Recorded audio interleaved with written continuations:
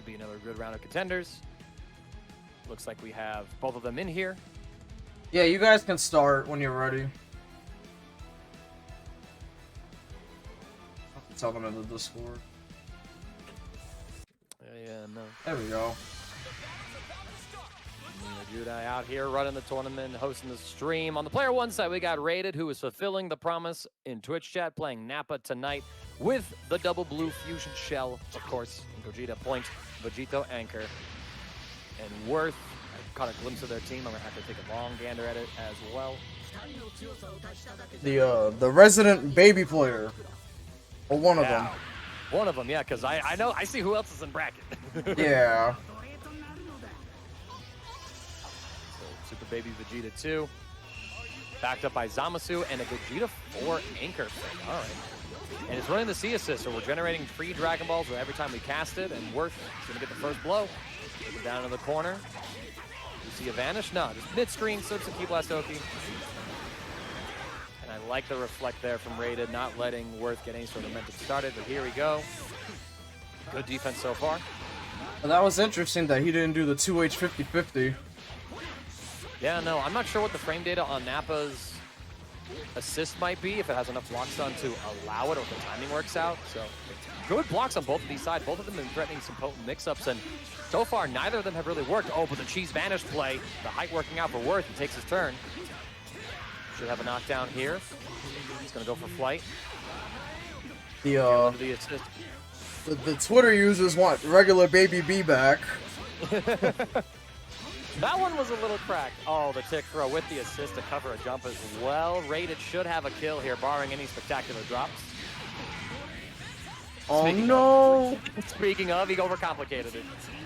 Keep it simple. Worth gonna do just that. Level 1. Gogeta 4 comes out. Zamasu lives with about half life once he regens all that blue life back, and Worth takes the first character. Oh, always gotta keep it simple. The most optimal combo is the one you don't drop first. Granted, there's certainly learn to not drop the optimals, but okay, keep the combo short. It seems like Worth is really trying to stack up the Dragon Balls. We already got 5 of them. We just need the 4 and 7-star ball. Jalen with vanish, another one, make it 6 on the counter. And oh, Rated wiggled. I wonder if he was trying to empty vanish out. He does have Spark, so that could be a possibility, but either way, it's the level 3 knockdown. Oh! I would say. No, he had a 5H. 2L was just too stubby. Well, I don't know how the super missed, and I don't know how he didn't get a punish. This is that delay based pain, you know? Here we go, but good blocks again until that overhead from Nappa. Yo, that is so hard to react to. I know it's 24 frames, but man, when you see Nappa run at you, you just think he's dashing or something. You don't remember that, wait, if his legs are moving, then that hammer fist is coming down on my dome. Take him through there. Should be just a simple series of 1-1-1s. Here we go, Worth, the sparking is spent. The Nappa goes down. And so now Rated CA is going to have this Vegito. And keep in mind, because Worth has been doing so many of the Gogeta DPs and C assists, all 7 Dragon Balls are in play, and Rated just needs an auto combo. Cross up. Do it. He knows. Oh, He's not gonna get it. No, he spent half a bar on an EX move, and now he gets baited on Reflect. Miscalculate the resources he has, but another drop combo. There it is, command throw time. He's gonna vanish, put him back in this corner. Full combo time. That one hit. Yeah, by most, the one hit that Rated's gonna get is probably gonna be spent. Okay. What? You mean he grabbed him out of the counter? Clip that. Clip that immediately. Someone. Clip that now. This is game 1, and we have seen one of the wildest interactions that I have ever witnessed in Dragon Ball FighterZ. If that is not a sign of what is in store for y'all tonight at this Duel Academy West Coast, I don't know what is. Rated CA starting off hot. Bring this baby down, trying to jump to the ground. Has a Vegito A assist. It's going to be rock, paper, scissors. Looking to bait Reflect. A simple jump into the dome. Here comes the JH combos now. Might actually be able to force the kill here. Nappa assist. DP, he's keeping it simple, but cutting out that 2S and 5S might cost him. No, it won't. Very well done, Rated. We saw him drop a combo before. He overcomplicated it. This time just said, I'm going to do my special move. I'm not going to try to extend with any more normals or buttons. And now Rated. Full characters up. The Nappa's up front. Put the cross up from Worth. Let's get cooking. All right, I'm back. I was TOing for a bit. I figured, handsome. And, still flabbergasted at how that first game ended. That was just so cursed. He tried to fizz. Oh, man. So much to talk about there. Worth, though, getting himself started off, showing his namesake. Worth about a spark on that mix. One more overhead for the road is going to catch Worth. Let's see how far Raid can push this. Oh, we got a sparking bombo. Let's go. The hardest of knockdowns off the EX. And another jump in. Worth just not watching that tall hairpiece that Zamasu was gifted from the Goku he absorbed. There we go. Duel Ache, though. Olegovich, I'm just vibing over that interaction, man. I got my Chianti. My hard weeks are done now. Oh, it's a big drop. Nappa should be dead here. This is me attempting to commentate his cursor. Worth, though, able to finish it off. Level 3, he wants this Gogeta 4 up front, keep the Zamasu in the back. Sort of one thing about Worth's team is I feel like it sort of lacks like that anchor style of character. Yeah. Kind of have like points in the mids together, so it's very important to keep this unit all together. Oh, the butt cheek. Nice sword there. Very nice sword. Rated felt that the command throw was coming. We're going to see the level 3 here. Now, does Rated beta DP? Because you don't, because Gogeta's DP, you don't care left, right. You just do 2-2. Oh. He doesn't, he also doesn't convert the mix. Oh no! How long will he keep them in? Cuts it short to the level 3. Yeah, you don't really have much to do there if you don't have Spark to extend it. Now, if you could just get this hit on Vegito. Oh, wow. my God. But there's no way to extend it. There's no meter, there's no assist, so Rated's Vegito gets to live longer, and I love how slow he's playing this. But Worth, you've gone to that well one too many times. Rated is just preemptively jumping these command throw attempts. It's going to take down the other fusion, and now it's just Zamasu versus Goku and Vegeta, and then Goku and Vegeta. That's going to be 1-1 between these two. Chucking level 1. Rated bouncing back after pretty decisive victory for Worth in game 1. Again, sort of snowballed from the drop combo. Curse interactions later and meter mismanagement or miscalculations. But Rated pulled himself back to the baby 2. Didn't really get to do a whole lot. Nappa got to do enough. Here we go, round start. Have to respect the Ki Blast returning. 1 ball acquired. Now we're just kind of flying around. 2 overheads, a Dragon Rush, but a simple tech. Beautiful defense from Rated. Both please players have done excellent defense. Oh my God, that J2H card.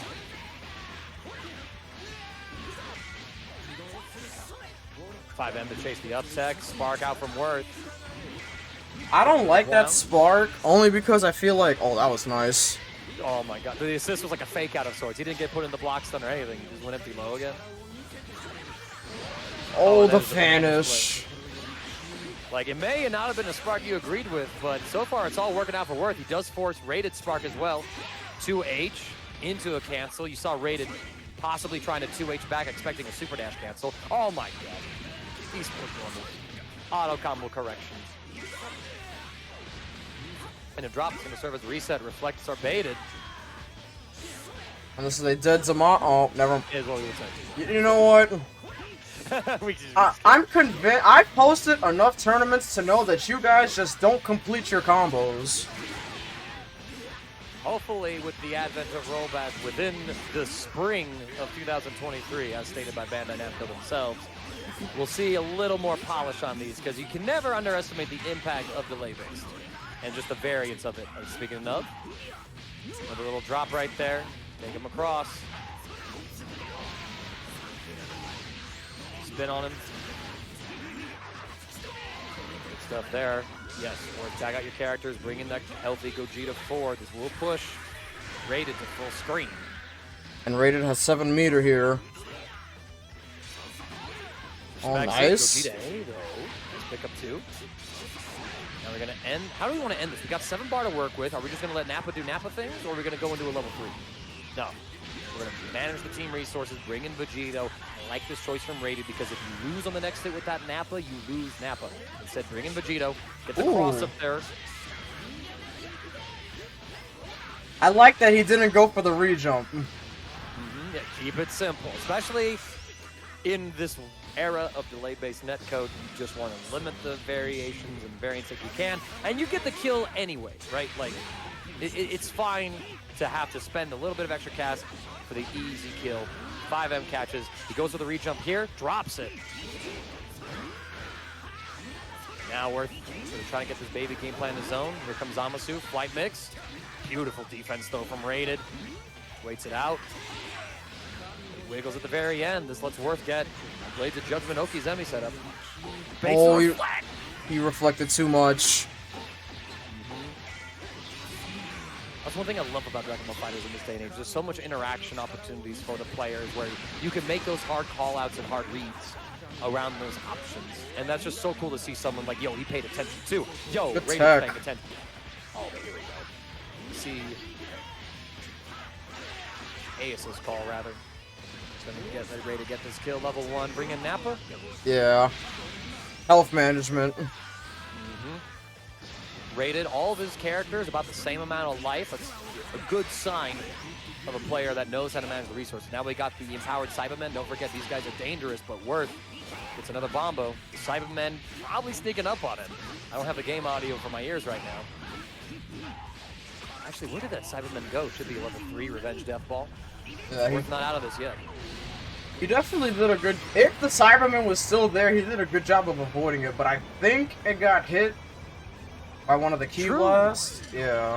True, I didn't think about that. That's probably like a minor interaction point. Oh, he no. goes for a A2L, falls into a Kamehameha. Rated now with a big bang. Secures this win. 2-1 over Worth. But great set from both players, honestly. Both of them showcasing amazing defensive choices. And of course, offensive choices too. We saw Worth baiting out Reflex, getting those important blows, but I think ultimately it came down to Rated having just better team and health management, making the choices to keep his team together and healthy, which is something that for Worth's team, which is sort of lacking that anchor position character, needed to have in order to stay competitive. A little while back and got third at number 24. So no slouch and they're all right. Meanwhile, Dan Hyol, consistent second places at the across several events, actually. There's the IGL Best of the West number 4, second place, Kame House 2, second place, and then the West Coast events of Duel Academy 22 and 21. So this is only a winner's quarterfinal match, but this could certainly be a winner's semis or even winner's final match in some timelines. These two have played once before, actually. It was on your 7th West Coast event, and Poppy Jan took a 2-1. So can Dan Hyol tie up the set account? Find out. This is not the Danjul I know. He's not playing Adult Gohan. Hold up a moment. Yo, this is like a Reynolds style team, actually. Got that Krillin anchor in the back, and of course Lab Coat in the mid, and this is something we didn't see Lab Coats in the previous game. Now we're seeing them out here, and this is it's a nice sight in a sense because it's good to see players still playing this patch of the game. Of course, we do know that a patch is coming. We don't know what's in it, but we're all sort of expecting Lab Coat to get nerfed, hopefully gutted to a point where she's like a high mid-tier level character or not a mandatory must pick. I don't think this kills, but I could be wrong. I have been wrong before. Nice. Like I'm right. Not that much health. But Papa Jan's playing hit, so I'm secretly judging. But he's also playing a team that I'm thinking about playing, but probably won't, because I don't like Vegeta like that. Right, yeah. And right now it's a weird time for like looking at teams and stuff because we know a patch is on the horizon and it's like, well, maybe I switch to this character, but I mean, are they going to get nerfed? They could get nerfed. You look at Vegito, and that's like one of the prime suspects for potential nerf list, so. Yeah. Sort of a weird time, like, you know, that's sort of like a question. Nice empty low. Yeah, Hyol takes the first character. Goodbye hit. But sort of a question like, do you play what you hope to get buffed next patch? Do you play what just works right now because, hey, I'm serious about this tournament? Et cetera, right? Or what do you start learning? Here we go. Oh, good reflect. Dan Hyol escapes. Playing that blue lab coat. Poppies gets caught low. Drop the re-jump. Hate to see it. Jump to the ground though. Key blast, caught him wiggling again. Lab Coat, such great frame data on so many normals. She's -4 on all of her lights, all of her mediums, and on that key blast actually. They Definitely, we're smoking something when they made this character. If I have the right information, the guy who made this character was retiring, and then he did retire after designing her. So he's like, yo, this is my swan song. Like, this is the most broken character I've ever made. That actually sounds hype. Making something like this and then retiring. Right, you know, just like, yo, man, I'm about to be done. This is my legacy. Dragon Rush connects. Poppy's defense not holding up so far.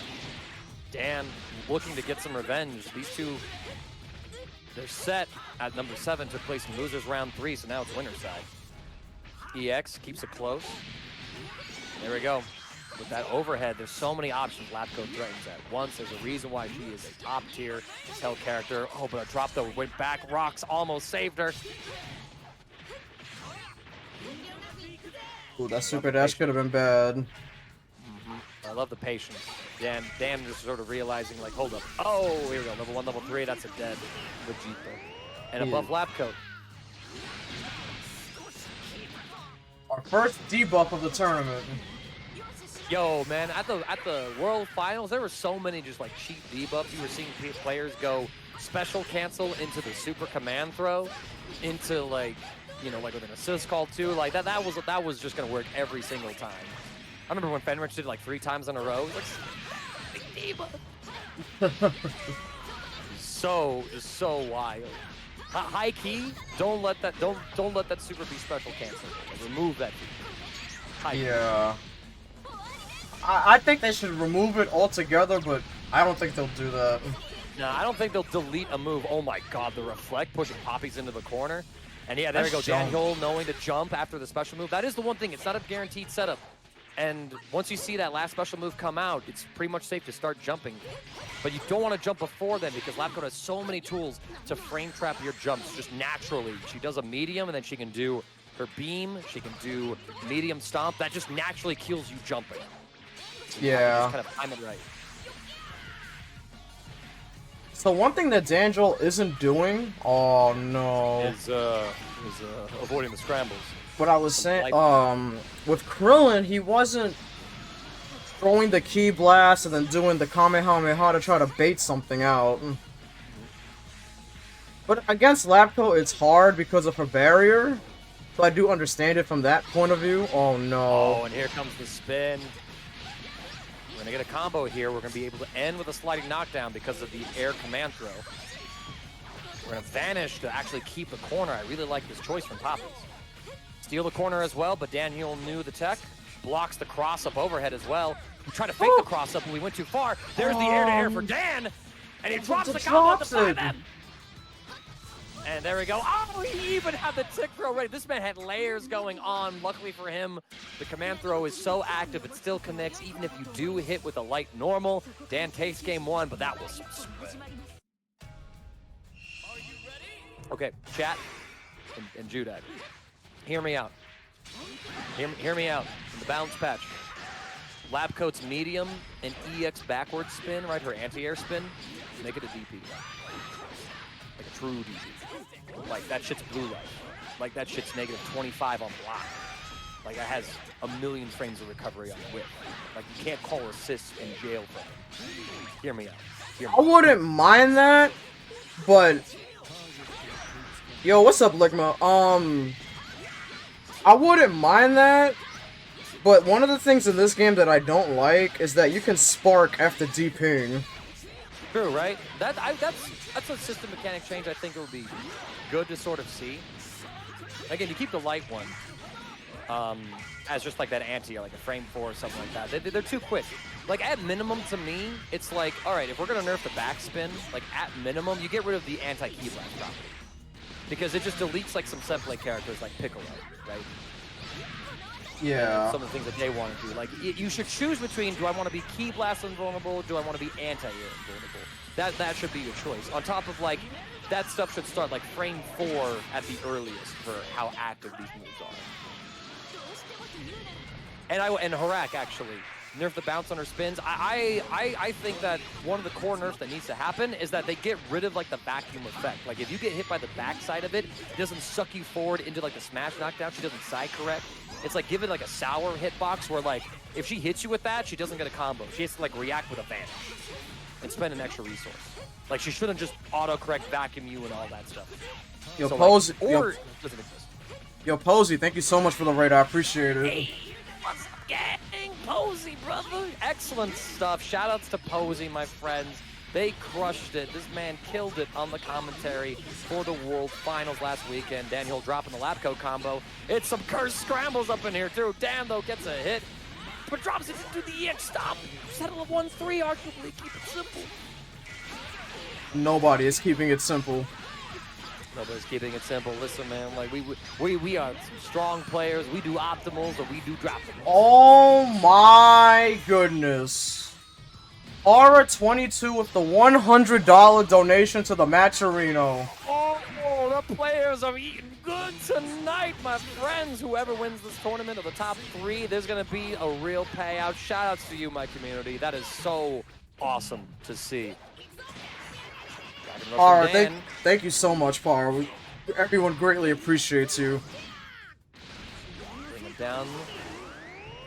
Level 3. Krillin's got some disgusting Okazemi here. Watch the meter. He didn't spend it. Same side low. Oh, it's a big drop. Combo. You just had an ABC. The super dash connects. There's no confirm. Another overhead.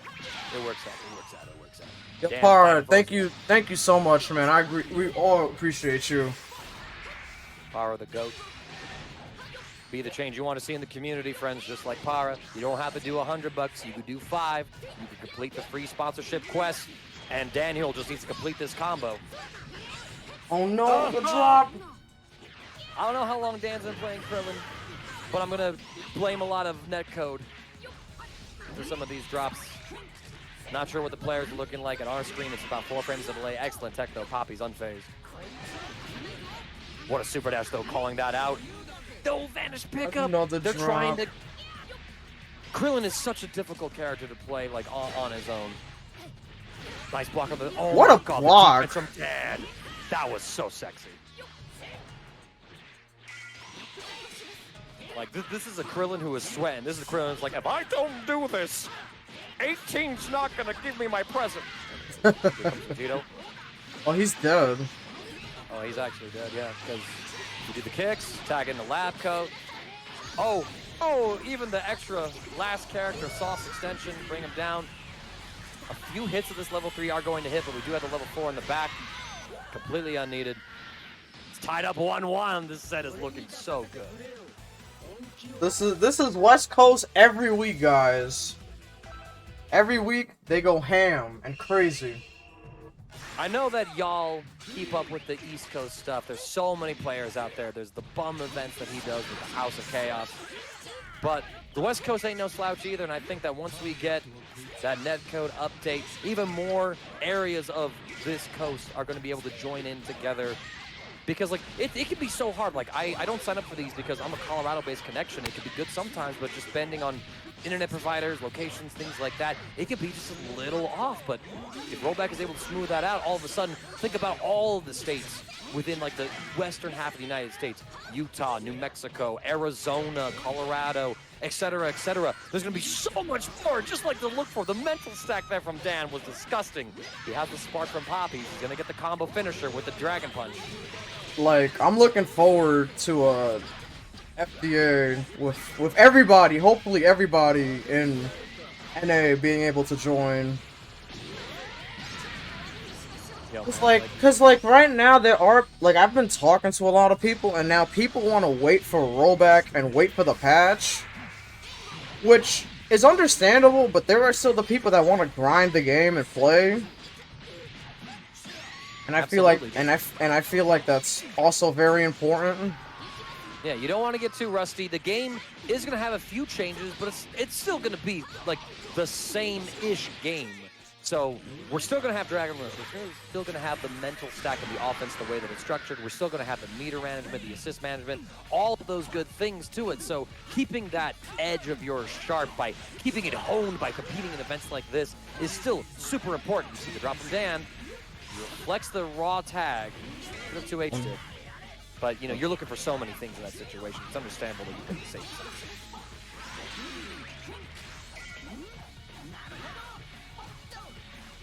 No, he doesn't have any air specials, Ligma. Yeah. Like, all he has is the counter, the air counter, and that's a... That's a normal, like Alekovich did. And Alekovich really putting on his Seto Kaiba impression. Listen up, dweebs. JS is not a special. That is a normal. And Daniel, oh my god, that JL, but it's some scrambles. This is Sparking Bongbo. Level 3. Oh my god, the last few seconds of Spark to do an IAD cancel because, you know, Super Saiyan 4, he comes pre-packaged with that fence. Here we go.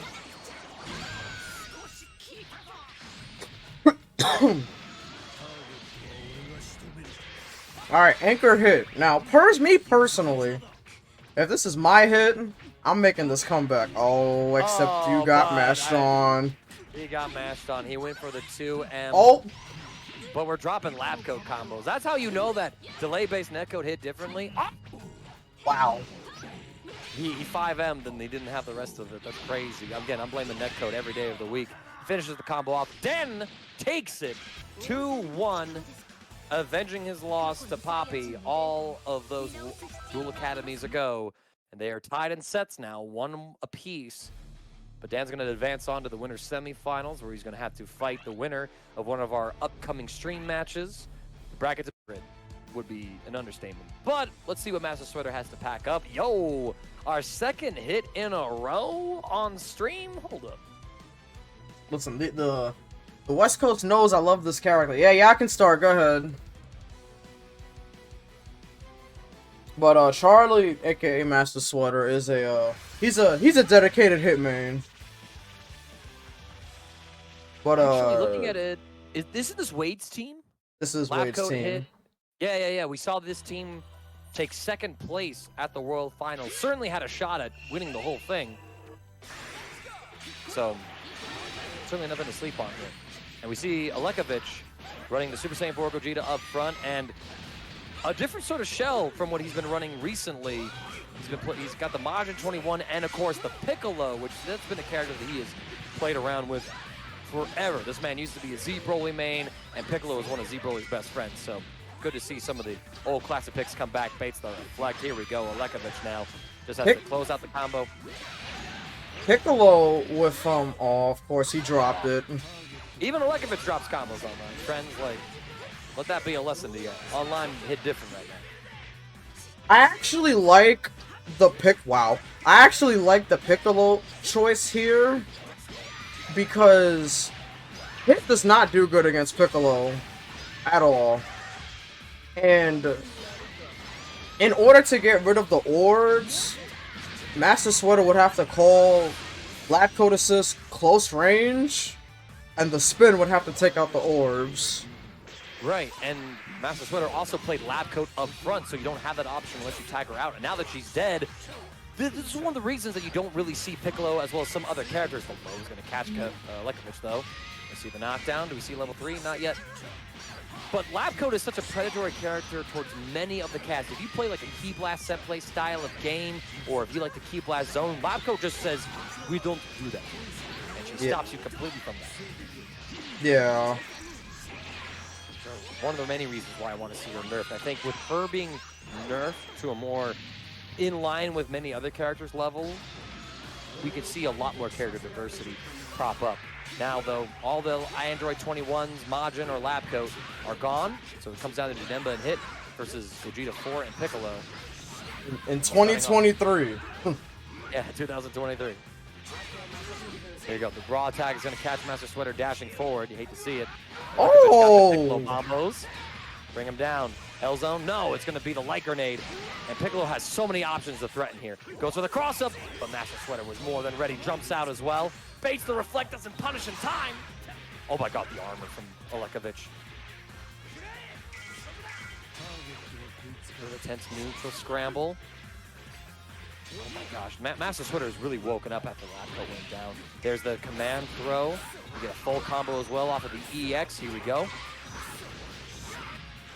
Bring him down. It's going to be level 1 with Janemba. We're going to see again that life management. Going to be the level 3 with Hit.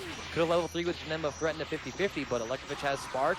could guess correctly, and you would lose Nem in that situation. So I do like that we're going to the hit now. Tries a command throw. Lekovich just picks jump.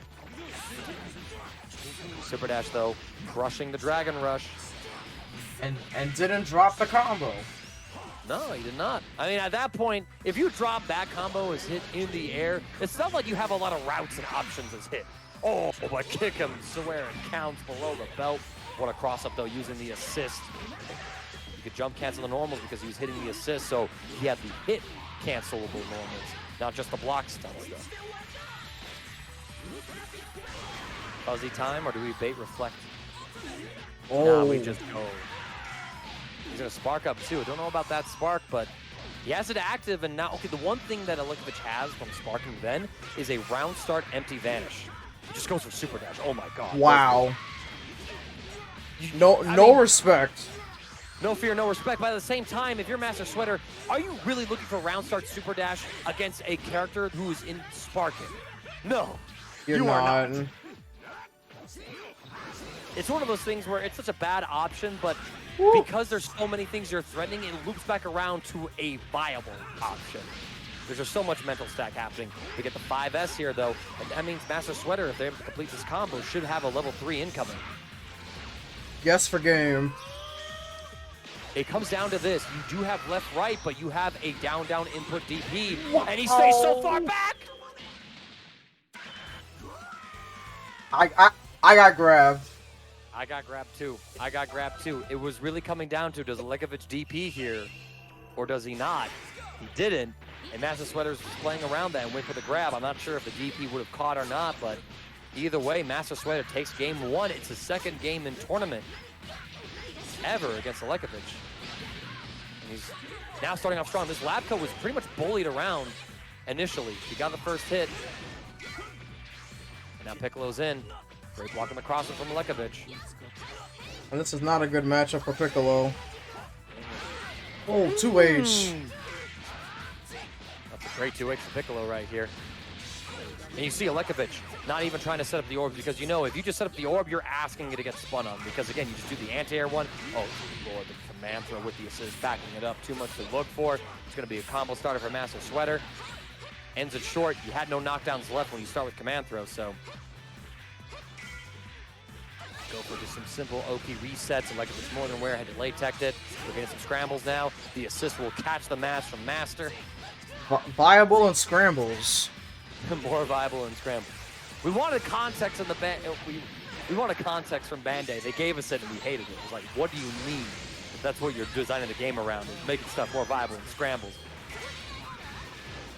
This is one of Hit's best teams, yeah. It's like all these characters, that was ridiculous. Oh my lord. Because all of these characters have, like Lab Coat has Barrier, Spin, Hit has EX Stance. Janemba's got the projectile counter and teleports. This is one of the best defensive teams in the game. Oh, yeah. Here we go. Pick him up. Oh, is what I would say. Lekovich now fighting for his life out here. Sparks, and oh, you see that teleport baiting out the Spark? Not able to do anything about it, but still avoided it. Means that Lekovich doesn't have like a free setup into the empty vanish plays. Piccolo Orb's gonna catch full bombo. Now, me personally, I would not have dropped that 21 Spark combo. only because I love doing it. What's the best Hit team? Well, I think you said this was it. This one's good. Hit with Lap Code and 16 is good. The OB Assassin recipe. But right now, Lekovich fighting back. And we're gonna see Anchor Hit once again with 7 meters.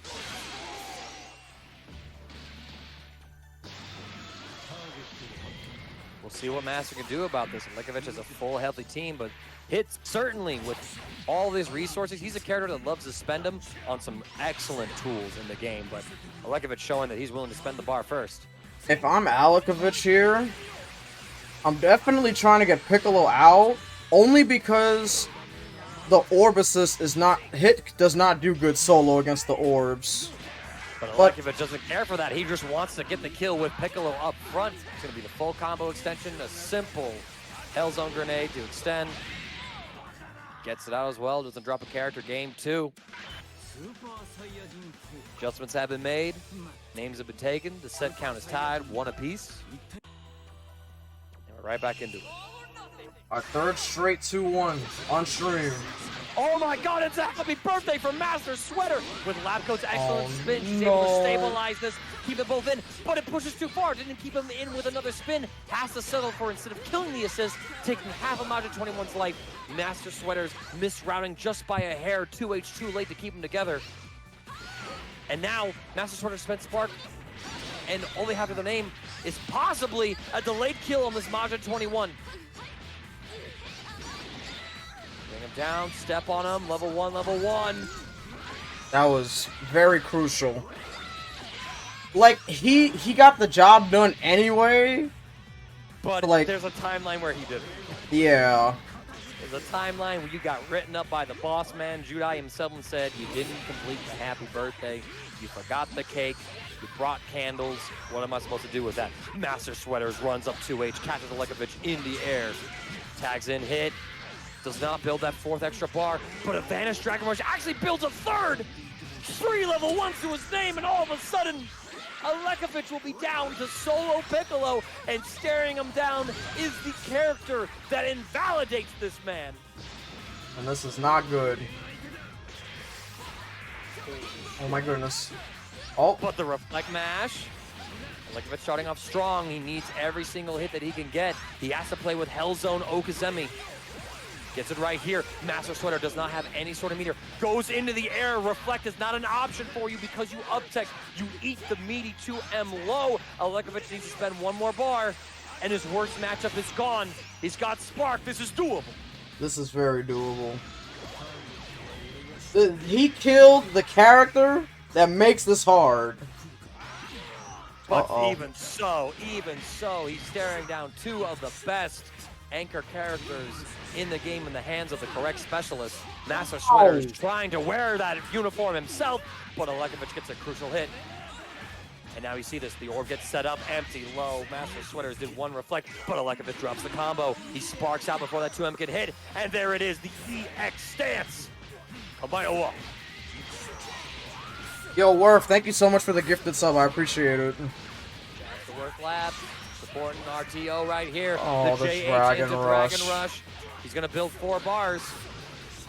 It's not enough to kill, but Alekovic has to guess correctly on this Okazemi. No, he's dead because the level 3 freezes the Spark. Oh my god, you're right. And for the first time ever in a bracket, Master Sweater will defeat Alekovic 2-1 and sending one of California's finest down to the loser's side. Y'all, this is a dope-ass bracket tonight. There is some awesome shenanigans happening right now. And one has to wonder, next time we see Alekovic, Vegito Labcoat, these things, because we're a gambling city, like the gambling city. So I think that had something to do with it. Either way, Garlic Bread certainly was denied an opportunity that they earned, but opportunities in the future, here we go. And Yo, actually, looking at these 2's accounts, these 2 have played twice before, and so far, the set count is actually even. 1-1 apiece. Garlic Bread took it 2-0 at the West Coast number 11, but Rated beat Garlic Bread at the IGL West Coast number 2. So this is certainly, this is going to be hype. Yeah, so Garlic and both of these guys have been playing really good lately. All right, here we go. Starting off, Garlic Bread cooking. Bring him down to the ground, spin on him. A little dash forward as well to get a positioning, a little bit extra bar. 1-1-1. Might need a second destructive disc. Knows he doesn't need it. Rated loses Gogeta Blue, and now in comes Nappa with only Vegito A for assistance. That's one thing about Rated's team. I feel like when you're playing with Nappa, you want Gogeta Blue to be winning the point war, so then you tag in Nappa, get some of the mix started up. Oh my god, Garlic Bread, I don't think he wanted Wake Up 6M.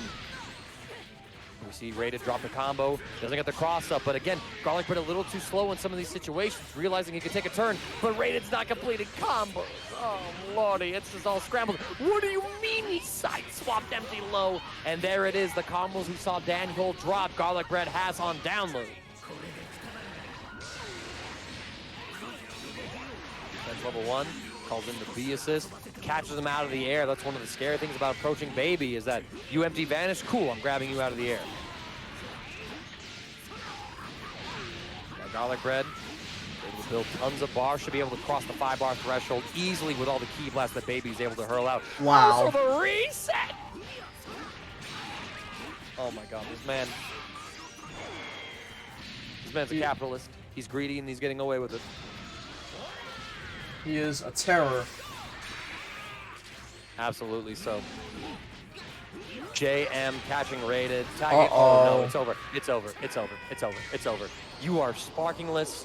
You are body swapped with a Ginyu now. Oh my lord. It's like GG. Yeah, Rated noses. Yeah. The controller's down. The controller is down. He's not even playing. He's like, yeah, you got me. I'm not doing this. It's fine. Thinking about the next game, thinking about what he's got to do instead.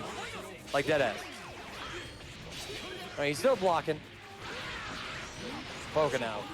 Oh yeah, Sparking. this is the thing is that when you get body swapped, you can't even call the Ginyu force, and it's like You are playing Ginyu with normals and a shoulder tackle. yeah. The whole point of Ginyu is the Ginyu force. You don't even get that. I understand this pain. Nitro did this to me at Frosty Faustings this year. And the things he did to me after body swapping was unspeakable horror. So, Rated, I feel your pain. Here we go. Starting off slow. Rated, letting the key blast zoning, just playing patiently. Trying to find the opening, but gets caught by the dive. Drop from Garlic Bread, though, and it's the forbidden starter. Yo, I think Garlic Bread has a killer. Does he? Yeah. Forbidden starter, Baby built so much bar off of these routes. 2 assists available is what I would say. Drops the combo at a point. Tries, oh my god. We just can't talk about getting a kill anymore. We can't, but Garlic Bread waited at like just outside of that EXDP range that, you know, my key blast is coming back. What are you gonna do about it? That's what I thought. Pushing the ground, sparking out. Jumps back, avoiding the throw this time. We see Rated adjust. Double overhead, though. Gonna crack Nappa's skull open.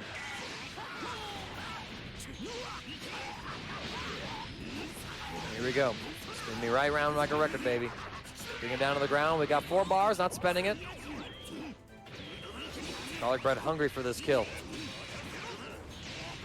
Wow! What? I got hit. Big same. I was big chilling. I was like, all right, he's gonna go up. It's only overhead threads. I didn't realize that left-right was involved. I guess Ginyu A has a little vacuum effect out of the corner. Jesus. Oh, but he's Oh, alive. he miscalculates, but I mean, this snap was 1 touch. And there's the touch.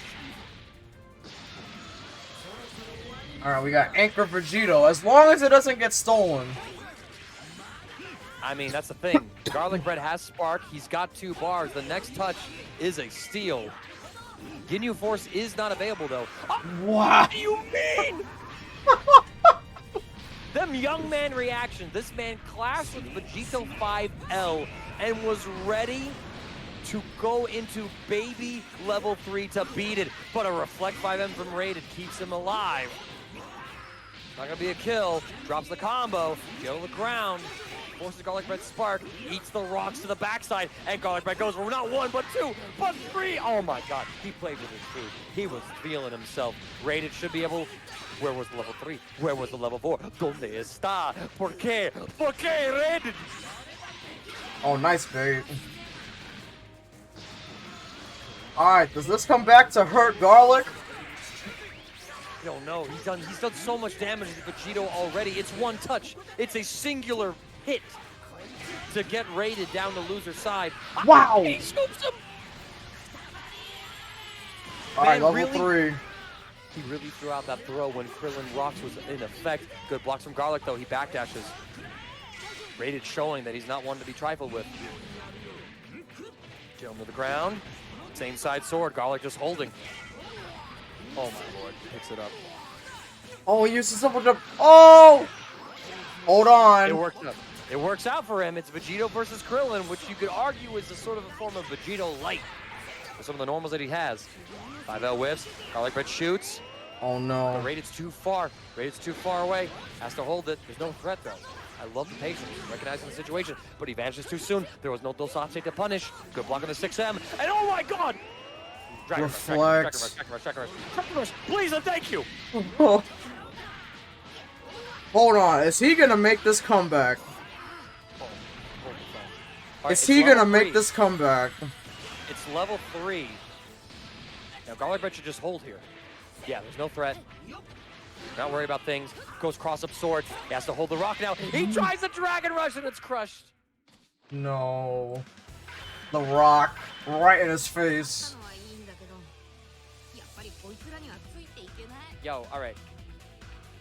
There was no room for that comeback to have even existed, but the fact that Raided took it that far, when after garlic bread kind of was playing with his seasoning, if you will, that was impressive. Shoutouts to Raided. Shoutouts to Raided.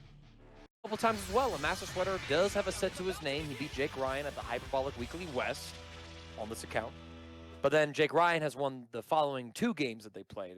There was the Hyperbolic Weekly West number 6, as well as your Duel Academy West Coast number 15.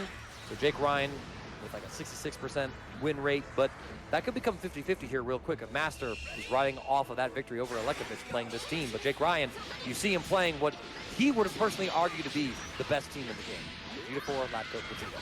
Here we go though. Sweater starting off strong.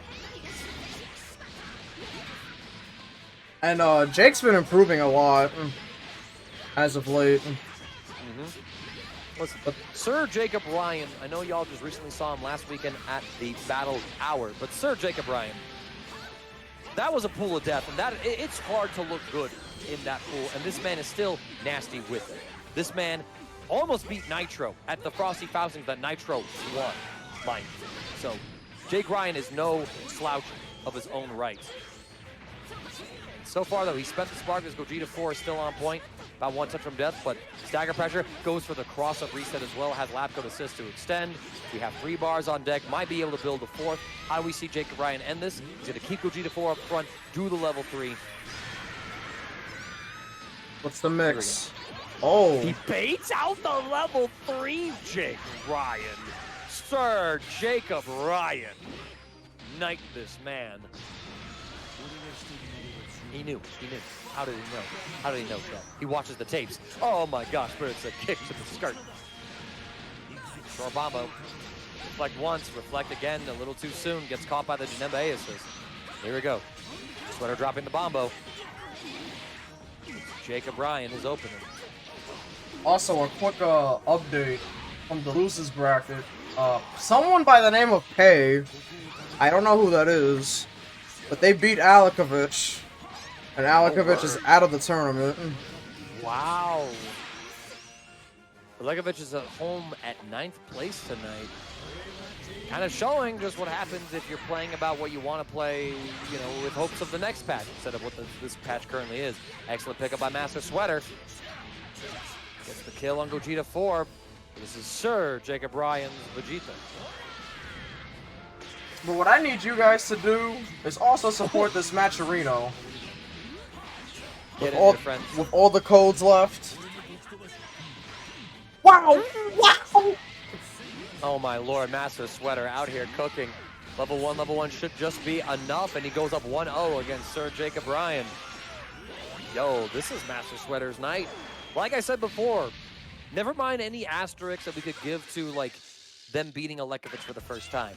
They're up 1-0 on Jacob Ryan, who qualified one way or another for the World Tour Finals pools, as well as, you know, Elekovich, who is no slouch of their own right. A phenomenal player. Jacob Ryan, though, to reflect. Like, sometimes you just come up to a tournament and you played even better than what you expect.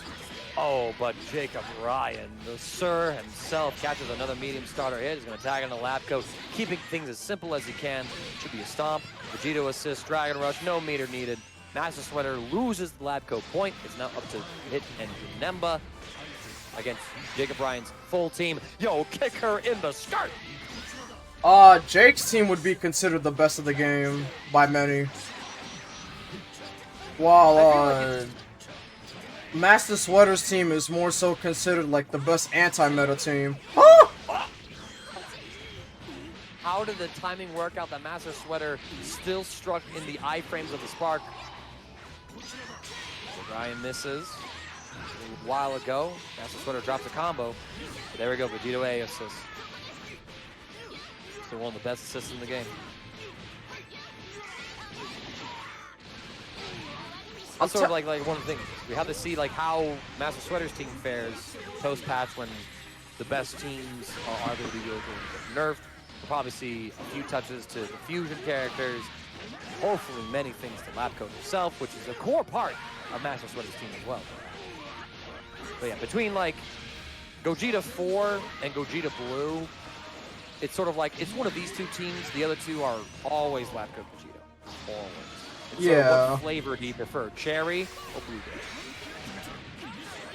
Run up, Master Sweater wiggled. Wow. Jake Ryan not only goes to the reset, still has the pickup, option selecting for any situation as well. He's just walking menacingly. He thought cross-up was coming. Blocks it, fades back. He's got all the resources, just has to kind of play slow enough, but he blocks incorrectly against Hit. He's dead. No, what? Oh, never mind. Never mind. Hey, he's dead for real, but what do the Masters need to do there? He's level 3? Shotgun. Shotgun. Yo, that super dash wasn't 2H? Crazy. What a JH. And Sir Jacob Ryan keeps it short. Busts out the supers. Says, I just need 1-3. You're dead. I don't even need the 3. Have this at a discount. Tank Ton Lover, what is this? This is my weekly West Coast Dragon Ball tournament that I host every Sunday. And these Sundays are certainly bloody, much like you two would have you believe. Here we go. Master Sweaters gets the first real combo of the game. It's now 1-1 between these two. Master Sweaters needs to win. That was sexy. That was so sick from Masters. We saw Sir Jacob Ryan bust out in the previous game, calling out some of the defensive options of Master Sweaters, but now Master Sweaters is falling for the classic. You just hold down there like, yeah, get antsy for me. Listen, I'm looking forward to Street Fighter 6. Jump at me again. I got Shoryukens on deck. Oh, he's dead. Wrong order? Never mind. Yeah, I think Jake might have needed to do Vegeta level 1 and then Gogeta level 3, but because he wanted to manage the life bars of the team, he instead goes for Gogeta's level 1 and Vegito's level 3, and now he gets mashed on. Master Sweaters should be able to level 1, level 3 here. Put Jacob Sparkingless Vegito under some pressure. I think if he would have did the superset the other way, he might have died. Yeah. Like pick the damage. Like, it's less important to manage your life bars and more important to secure that kill, especially if it's lab coat. However, reflect 5M, the Vegito Classic. We don't see these rejumps drop. Pick them up, and yo, the little extra extension there. I love to see it. 5M to catch all techs. Jailing to the ground with a 5L. Masters not holding down back. The crucial block input.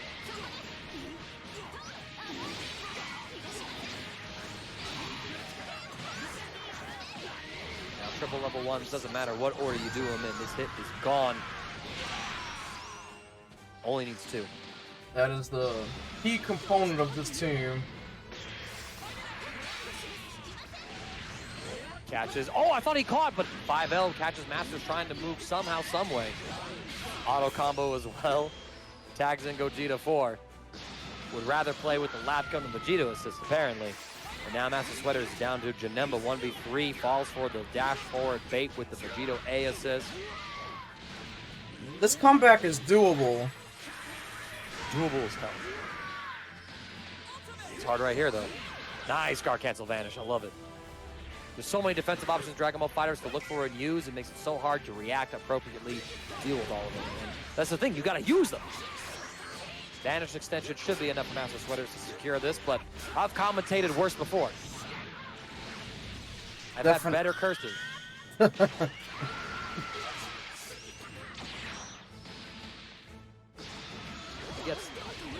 If he can kill Lab Coat here... Duel. Yeah. Uh-oh. He catches a 5S. Why would you do it so close? These are questions I ask myself, and I'm sure Sir Jacob Ryan is reflecting on. However, there's no level 3 threat here. Master Sweater just has Die Jobu. Die Jobu. GG's. Shake my hand. Shake my hand. I curse Jake, not like that. Okay. Oh, he goes for the extra sauce. That is a 2-1. Sir Jacob Ryan avenges his fallen comrade Alekovic and advances on to winner's final, where he's going to see the victor of our next set that is going to take place on stream. Should be a run back. Good games. We'll end the stream, and we appreciate all of you guys tuning in. So, Daniel is sticking with this team, which I'm shocked he is. But we'll see. I think if he loses the first game, he might go to that Gohan squad. Right. But this might be something he's practicing. Yo, what's up, Kaze? I still do like this team on paper. Like, you know, if you ignore the player name or something like that, I think this might be a very good team to mess with. We already see Garlic Bread trying to bring out the Ginyu early, but Daniel's defense was holding so long. Wow. He just does it again. Oh, but the Ginyu Force messed up the combo. But there's that Lab Code 21 assist, and the clash goes through for Daniel. This is, I believe, a forbidden starter off the 5LL, or at least 5M. Oh, yeah, that was forbidden as hell. Drops the combo. Ginyu gets to live, and that's the scary thing. This character now has Spark and 3 bars, and Lab Code is on screen. The next hit, you know that there's going to probably be a tag. Oh no! Resources needed! Garlic Bread tracked the Ginyu Force call, knew he had Goldo up, and now he's got a Lab Coat to his name, and Daniel has this Ginyu of all characters. Oh, but he's not laying down to die. This early in the game, you cannot. You simply have to accept the reality, try to make the plays, and Dan says, if I can't play Lab Coat, neither can you. This is... I think that this game is determined by where each player uses their spark right now. Because realistically, Angel has 3 characters, but realistically, it's 2v2. Yeah, this is actually 2v2. Like, this is actually dead-ass even. Krillin anchors in the back. Garlic did a preemptive 2H. He thought Dan was going to wiggle a little earlier, but Dan keeps his cool. Gets yellow to the ground, 1 reflect, but Baby picking the right reflect-proof options. Dash block there.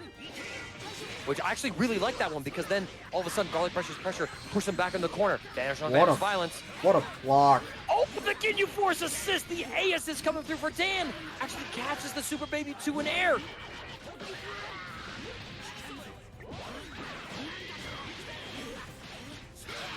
Like that, Dan forces Garlic Bread down to Krillin solo.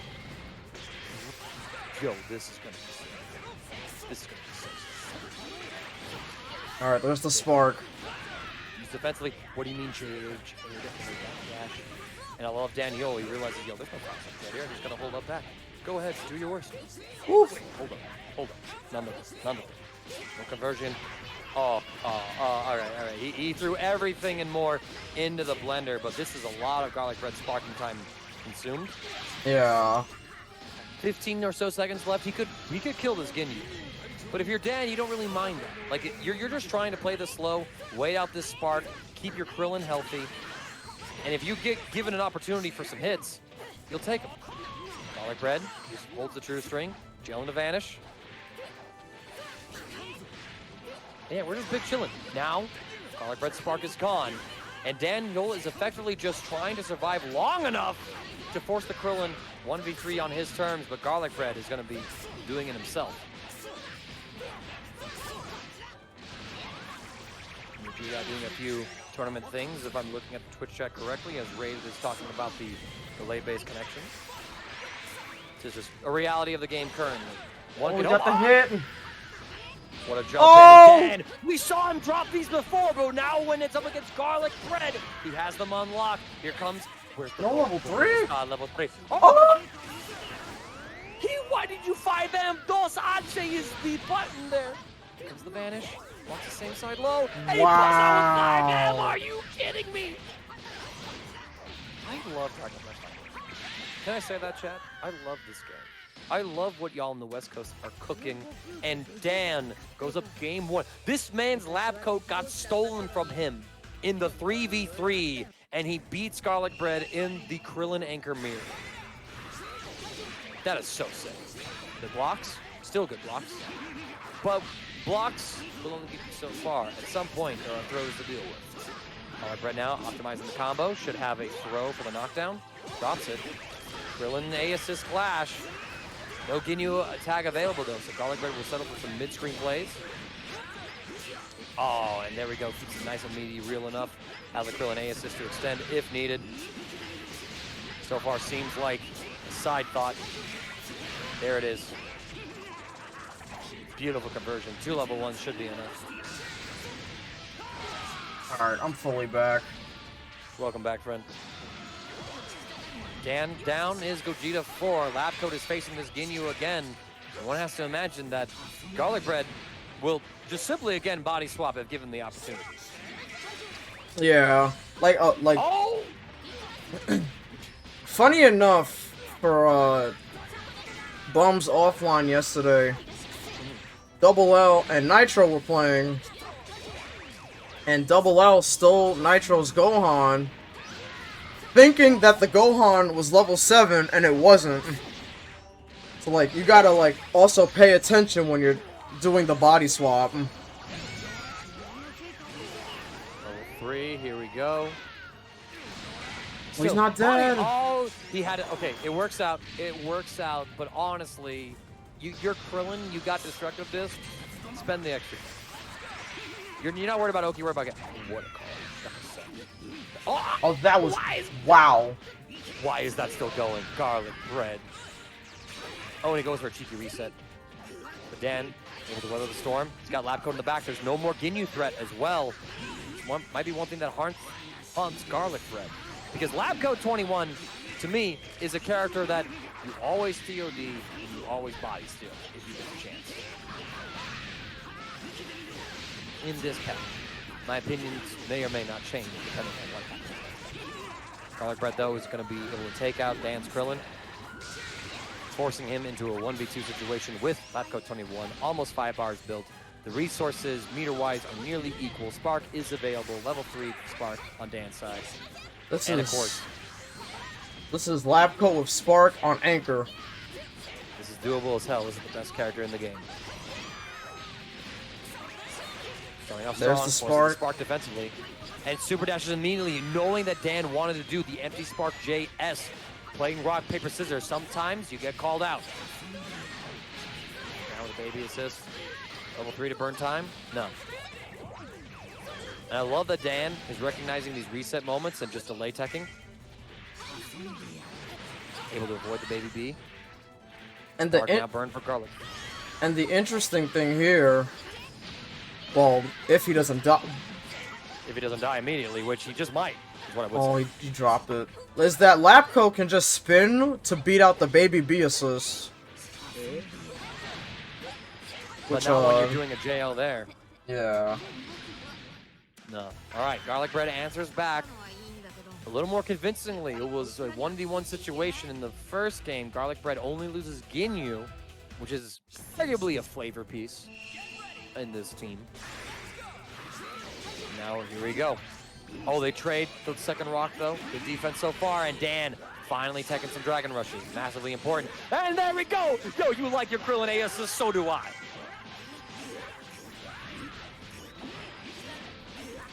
Oh, guys, West Coast. You know, when these guys go to events and enter events, a lot of people always say, "Who are these guys?" But I've been hosting tournaments for them. That was ridiculous. I've been hosting for them for a year, and I know all these guys. So when I say every Sunday to join and tune in to this, I'm not just saying it to say it. I'm saying it because this coast gives you your money's worth. I know the East Coast is the famous one. The East Coast has the likes of Nitro, Measy, Legendary Pred, Lucar, but the West Coast has its own names, and y'all will learn them in time in the coming months, if not year, for Dragon Ball FighterZ. Well, especially once rollback comes out, and all of a sudden we can start unifying this country together. Dan, down a character, however. Sparking has been expended by both sides, and both have been showing some high-level options. Garlic Bread gets the blow with Ginyu. There's not going to be a body swap here. Nowhere near enough meter, but lose a knockdown. Here comes the Goldo call. Tries a DR, and Dan gets baited into it. Now here we go. Full bombo time.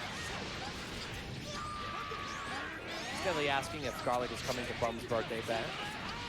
I don't know, to be honest. I know, funny enough, I know he asked Bum if he was allowed to go because of his age. Because Bum said that on stream. But, you know, there's no age restriction. Yeah, we ain't Bandai Namco doing business out in Vegas. Yeah. You know, ain't no corporate worries here. We let you play. That's the beauty of fighting games, that grassroots style. What a jump out by Garlic Bread as well. Dan now 1v3ing with Krillin. And Garlic Bread with his 5H might be looking to tie up the set count percentages that I mentioned earlier. That's the Bombo. Goes into Ginyu, but the reflex come through. The last blow, no conversion ready. Why are you expecting him to get hit there? If you were. Killing him in. I love the patience from Dan as well, not going for the vanish once he sees Garlic reflecting the Kamehameha. Oh, nice 2H of the assist. There's a counterplay system right there. He had the 2H ready and the special cancel too. That's some high level stuff. Wow. What do you mean that crossed up? And not only Garlic Bread had the kill, but he says, nah, hold this Ginyu. Hold this Ginyu. He has two of his favorite characters. He's got two Krillin. Daddy Krillin just healed Krillin. This is what I mean, y'all. If y'all don't tune in the West Coast, Garlic Bread is a man of the people. This man is a gladiator, and he is asking you one simple question. Are you not entertained as he makes Daniel play a more full health character in a 1v3 situation when he just had the kill? He had the kill, but instead he does this. And also, he did tweet out that he registered for the bash, so he will be there. Hell yes. Listen, man. If y'all didn't know Garlic Bread before, you're gonna know him then. You're gonna know him there. Because I believe in this young man. I believe that this man is gonna get 6. Wow! He's gonna get in that top 8. I said 6, I meant top 8. It's the wine talking. Nah, this ain't Evo. Alright, 7 bars. I just caught what you meant. Still, I hate that change, but I get it after what last year did. I get it. Yo, shoutouts to Dan as well. He has weathered the storm with this base-ass Ginyu. Again, no Ginyu force. You have a shoulder tackle and normals, and that's super. And Dan's still fighting for his life, by the way. You love to see it. But until then, all things must come to an end. 1, 2. There's 2 destructive. That's so funny. That's so funny. That's so funny. Yes, Skelly bro. A body swap Ginyu cannot call the Ginyu force. Nor can he do his other level 3. He only has his level 1 that you can charge to a level 2 or a level 3. But the whole thing that you play Ginyu for, he doesn't have. And it makes sense because that's not Ginyu. That's the guy who's now in Ginyu's old body. Ever in bracket. So we have to see how this one goes. And yo, these teams look kind of similar. They do. Funny enough, these are 2 teams I've thought about playing. But they're both good in their own right. Yeah, it sort of depends on what flavor you like your anchor, demonic or sane. Yeah. Here we go, Master Sweater with the red lab coat. Poppies, January playing the base lab coat. Masters has some of the mix. Good block on the double overhead. A little early on that dash, arguably. You can delay it a little bit, but delay-based netcode, I understand that can be hard. Dragon Rush will connect. Too much to look for in that situation. No assist, though, so Master gets to live. Do we see a spark here? No, we see a mash. Delay wake-up mash. Y'all may think that's scrubby, but let me tell you, in a game where you can delay your wake-up anywhere from 1 to 30 frames, that's a little more viable than you think. Oh, that wasn't a good counter. It was not. But, yo, Master Sweaters, he's not getting these Janemba bombs to work. Jill him in. Spark out. Poppy feels the pressure. Good reflect from Masters to relieve attention, but there's that lap coat A assist. I know we all talk about Vegito A assist, but low-key, my friends, in my opinion, that lap coat A assist is the best in the game. Lockdown, fast, and when you press it, you don't care about the second best assist in the game. It just spins. Yeah. Here we go. Sweaters will lose Janemba and the Spark. Poppy's down his Spark, has the full team together. Yo, what's up, Kite? Hey, Kite. Good to see you, friend. Good block. Oh, but even better Beyblade. Yeah, you can't, not against Labco, you can't approach like that. Oh, but we dropped the re-jump there. Sweaters now.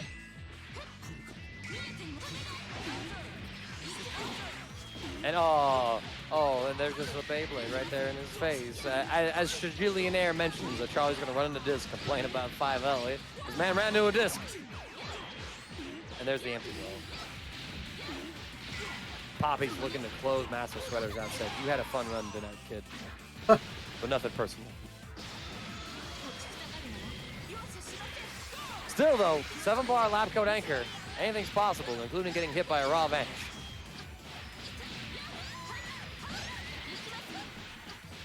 Hard to look for. It's one of those options that once you reach a certain level of play, you just don't think about it anymore because nobody's going to do that, and then you get hit. Wow, he really did it. That's crazy. He won the game off of it, too. Poppy's up 1-0, not dropping a single character, and all of them only taking really one combo of damage. Vegito, of course, just laughing, saying, yo, man, this is my meta. I don't even have to do shit. Charlie is basically fighting himself right now. Accurate, though. Accurate, though. So he's got to look at it like, alright, wow. Something like that. It looked like a mirror. It was dead-ass a mirror. Man, when you look into the mirror and it stares back at you, you're like, man, I see my own self-loathing. That's crazy. Something like that, pretty much. Beyblade will tag. Sweater is losing Spark. Inspired now. Poppy's of January. Barely some chip damage in this lap coat. Baits out the reflect with the hit A assist. Should be a full bombo. Barring anything spectacular, I should be able to safely pour this next blast of Chianti. Oh! Hey, I said it too soon. Good to wage. Oh. Poppy's just playing this so clean. We saw this in game 1 too, that Master Sweater contested a Janemba A assist with a super dash, and Poppy wasn't ready then, but they were ready this time. Did I see that? Dude, the high-level interactions around these EX moves and all those options are so goddamn lit. That was sick. Master Sweaters now get some auto combo. Put your hands in your pockets. Loop them. Oh my lord. Great reaction, but Beyblade. But no combo. Chance of life. Here comes that lap code spark pressure. What a block. What a block. What a punish. The hit A assist. Not able to save. Yo, Master Sweaters doing a fantastic job of fighting for the life, delaying the cancel for so long. And I love this. Tagging Janemba at the very end, get the most healthy character up front to fight this full health hit. I love the decision making here for Master Sweater. He's showing off how much they've been improving. Yo, hold on. Down. 2 available. Baits the reflect. A second one though. When in doubt, Nash reflect again. Put him back in the corner. Do you see level 3? No. Saving the bar. I actually would have preferred that because, is he dead? Yo, the scaling might be enough. Oh my god. Oh my god. There's a few hits to spare too. That's crazy. That's crazy. He really died. He really got hit like that, and then he was died. He needed Dragon Balls on lockdown, but Bulma used them to pretty up her buttocks. That's crazy. That's crazy. That's what happened last weekend at the LCQ when they showed the movie. That's insane. Sweater's down to a 5.5 bar hit. How many stance cancels is that? That's about 11. Uh-oh. Oh, it hit. Oh my lord, it did the namesake. It hit, all right. Level 3, run up, 5 LL. Proper block and copy, proper defense, excellent stuff. Sweater's not out of this yet, especially when you get a blow like that. Yo, Judai? Oh, no, yeah. You have the bomb. Oh, the command throw. Yo, this is some sort of sick wet dream here, because we get 2 hit players, 1v1. But one of them's got a little more meter. Looking a little more even now. What do you do in the mirror? Oh, we dropped it! Oh my god! He dropped it! He was dashing! Listen, man, I thought I was out of my depth before. Wow. I spilled. I got kicked so hard in the face that I spilled a bit of this Chianti. What a sick set. Oh my god. I splurted again. I splurted again. That's insane. I'm gonna need a shower after this. Dear Lord. I know Charlie is not happy. Charlie's saying the GG's though. He's showing some good sportsmanship. At the very least, but damn. Damn what is set here in our top 6 of Jillionaire tonight, my friends, playing under a different moniker.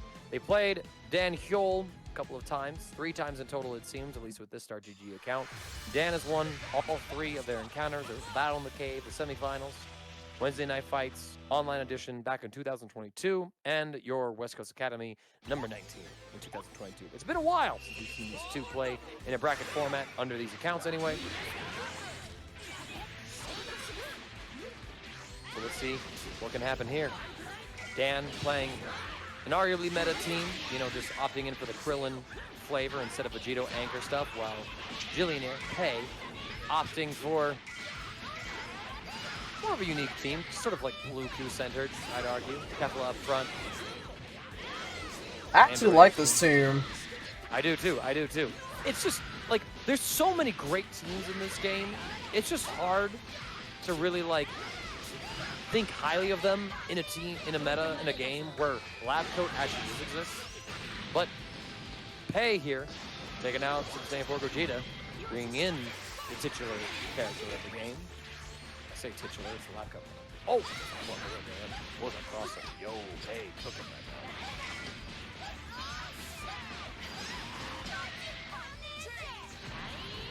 Down. And Pei said in the chat that he is an old Dragon Ball guy.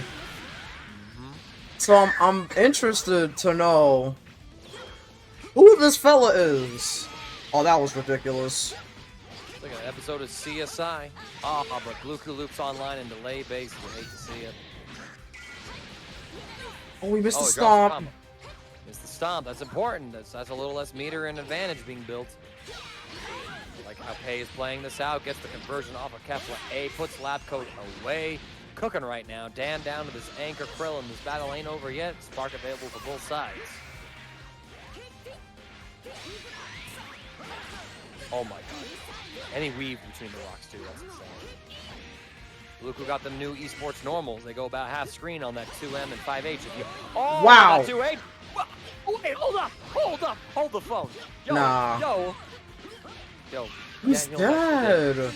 Daniel's actually dead. Dragon Rush. Oh no. And he didn't drop it. I hate it. I hate that we do this to our players, you know. I hate that we both have this power. Funny enough, he didn't even need the Dragon Rush. Nah, but I get why you do it. It's what you practice. Yeah. Because there's situations where you need that Dragon Rush to get you that bar threshold for the 1-1-3. Dan's still fighting. Gets a happy birthday, but it's a short-lived one. I was going to say, Pei's defense is paying off dividends, and Dan all of a sudden is losing the Krillin bombos. I love the jump. The 6M catches a dash forward for the frame kill into Dragon Rush was simply too much to look for against a character like Bluku that threatens overhead with 6M, a frame 17 command throw you can't react to, various other throws that you could react to, low, etc., etc.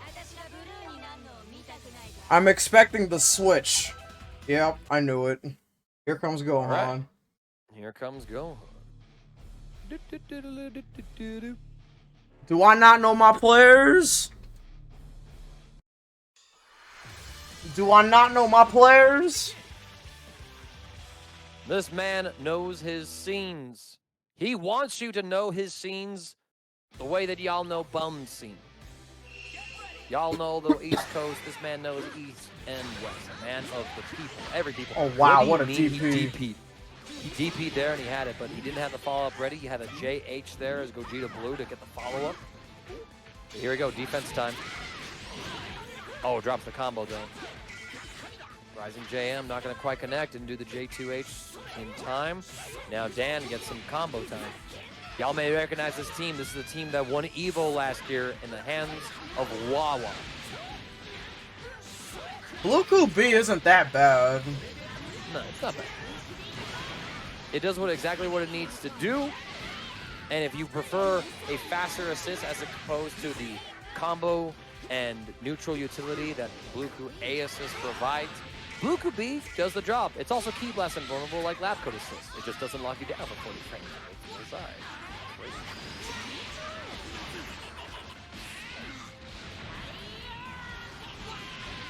I don't mind I can see him playing the B assist, but I'm surprised he does, considering that he doesn't play 18 barrier. I think one of the reasons he does it is that it's a faster assist, and when you're playing Kefla on point, you like faster assists so that you can do a couple of Nan Dash cross-up shenanigans that Bluku A simply wouldn't see. Yeah. So that's some of the utility there, right? Like, Bluku has two good assists that just benefit different characters, and depending on what characters you play, sort of can dictate which assist that you pick out. Here we go. 18 time. And same side low, we saw Dan predicting a cross-up. So far, he's lost Gohan, which is arguably the star of the team. Granted, the reliable duo, the bass and drums player of the band, Vegito and Gogeta Blue, are still up front, still alive, but when you need an overhead like that, you gotta wonder how much longer they have until they need to exit stage right. He's dead. Step on him, break an arm. There's a Vegeta in there to break an arm, and Pei, all of a sudden, has Daniel in the worst case scenario for this team. It's Gogeta Blue, anchor position. Yes, Spark to his name at least, but oh, he pops it out like that. She's dead. Now, a lot of people will gravitate towards Gogeta Blue as an anchor character in like some online play, some lower levels, because when you get this limit break active, Gogeta Blue does insane amounts of damage. But he loves to use assists to set up all of his 50-50. He has some good solo options, don't get me wrong, especially when you do the 5L cancel shenanigans. But there's only so far it can take you at a certain level of play, and Pei trying to show that limit right now. The spark is very important here. There it is. To do it, same side. We saw Pei trying to guess there was going to be a jump cross-up out of 2H ready to go, but instead it's Key Blast. Goes for the command throw again. We see Pei sparking out. An excellent escape from Dan. Wow! Empty vanish as well to panic confirm. Gets a sparking re-jump. Dan might be able to force this 1v1 situation with nearly even spark time. Just needs the level 1, saving as much meter as he can. Pei sparking is expiring soon. Daniel, maybe about 8 to 10 seconds left. Oh my god. Oh, Oh no! That was such a late cancel to command throw as well. Pei not ready to react to it. There was still that little bit of sparking left. You're looking for all kinds of options. But now sparking is expired. Gogeta's options have gotten a lot worse, but this level 3 is still very potent. We are looking for run-up, tick throw, cross-up, same side overhead. Wow, he did it again. He just did it again! Dan just needs to... No!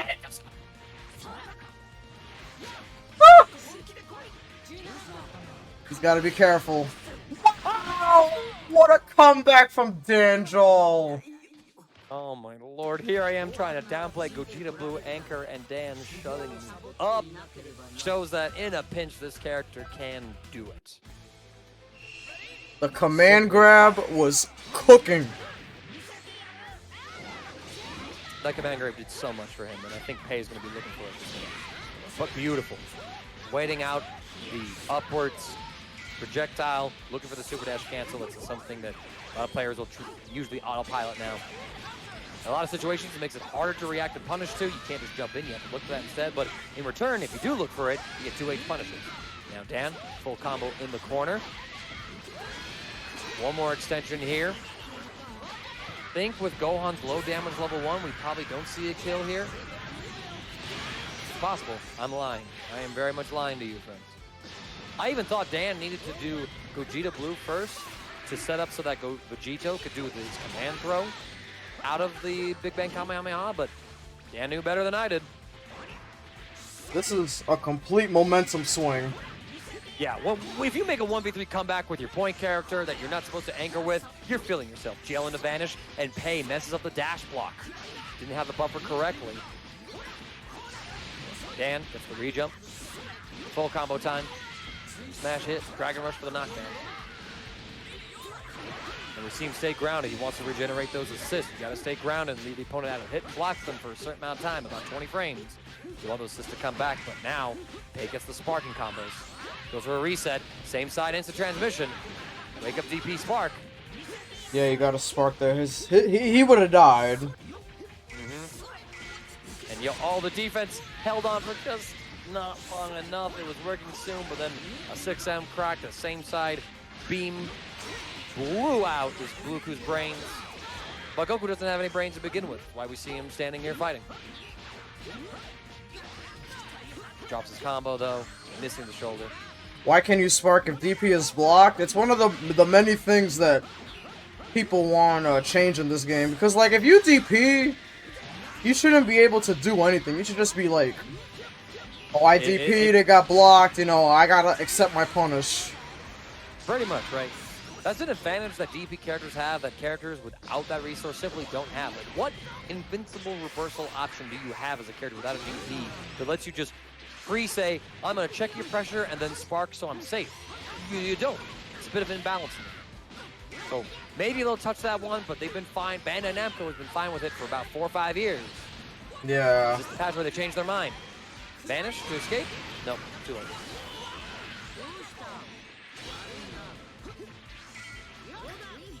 Oh my goodness.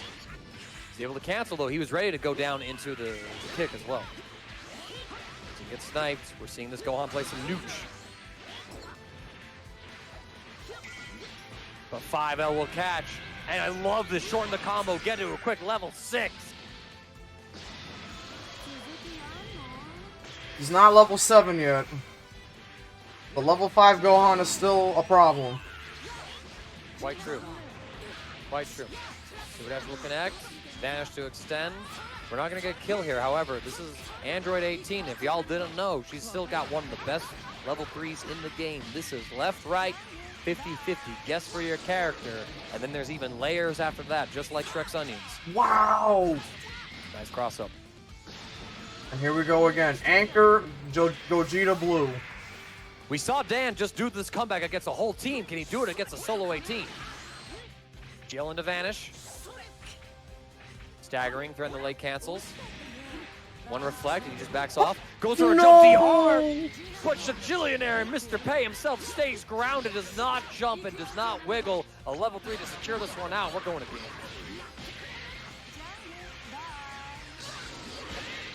That was game 3. Was? I thought it was... Oh yeah, that's right. He won game 1, swapped teams. Yeah, made the comeback. Excuse me. I completely blanked on the fact that Dan played the Gogeta 14. I blanked on that. That's crazy. Pei, congratulating Dan. Those are some excellent games. Changed the flavor. That's so OD. I didn't even mean to do that. You That's guys, the wine toss. You guys can start.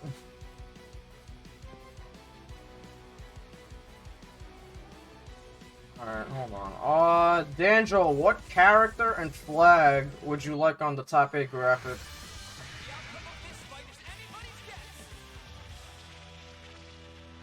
That's right. Shout out to Judai using the top 8 website to make the graphics, auto-generating some stuff. It's a really handy tool. Good character. I used to just ping people and everybody was like, how come you don't use this website? And I'm like, oh. Okay. You want Krillin? Alright, I got you. Fat boy. Fat boy. But we got a classic here. Garlic and Jake. Very true. We see the early Ginyu tag not working out so far. And Jake Ryan is content to show that he has earned his mashing license. I love the jump out by Garlic. Jake holding. Reflects the Ginyu, or the Guldo rather. Get another jump in. Garlic right now has got a Bomba with Birder and Jace. Should be a setup into some more sauce. Oh my god, he's got routes for every starting member of the Ginyu Force. It's still going. How is it still going? He cycled all the way back to Guldo. Try to delay with his tech. Jake Ryan will catch the next blow. Bopping up this Ginyu.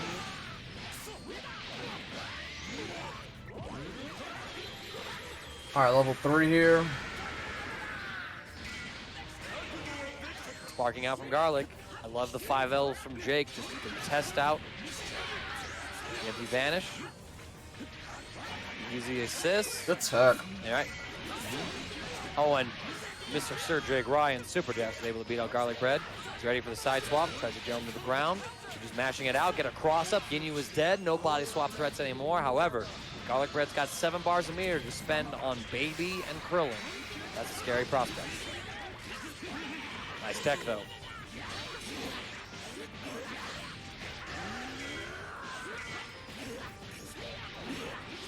Bring him down. How does Jake Ryan want to end this? He's going to use the assist, drops out the Dragon Rush, unfortunately, but he gets the air-to-air. And I feel like this is a game where Garlic Bread might be waking up. He's got 7 meters. Right, still, really hasn't spent any of it in a meaningful way. Has an opportunity here as he goes corner to corner. That's so... I'm torn between that being so sick and so stupid. All 7? No. Nah, he didn't need to. Yeah. Save a bar, jump the level B, the Baby level 3. Gives him some blue life, but at the same time, that bit of blue life is worth killing a character and bringing the character count even. Still, Baby's up front against Labcoat, who has some spins to deal with the Ki Blast zoning. That's why you see Garlic Bread more relying on the assist, but Jake Ryan relying on an even better assist of Vegito A. Oh, he drops though. That's massive, and now Garlic Bread gets to play with his Baby Vegito.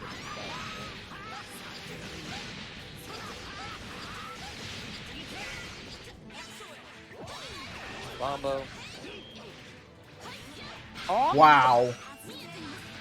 The advancing 5L put him forward, so he dodged the jump and then auto comes to side correction. He was able to just put that big old leg in Baby's face. That's OD. What a block. Neutral between these two. Spin, tagging Vegito. Imagine we're going to see the level 3 into Vanish play. What'd I say? Alright, Vanish. I'm guessing same side, so never mind. He misses the input? Online. Calling it now. And Sir Jacob Ryan wiggles. Garlic Bread's got the Bombo. All of a sudden, instead of Jake threatening his own OT, Garlic Bread does his. Double reflect, they clash. Wow. And in the third situation, a down tech from Sir Jacob Ryan. One of your World Tour finalists in the pool stage. He's going to go up 1-0 against Garlic Bread.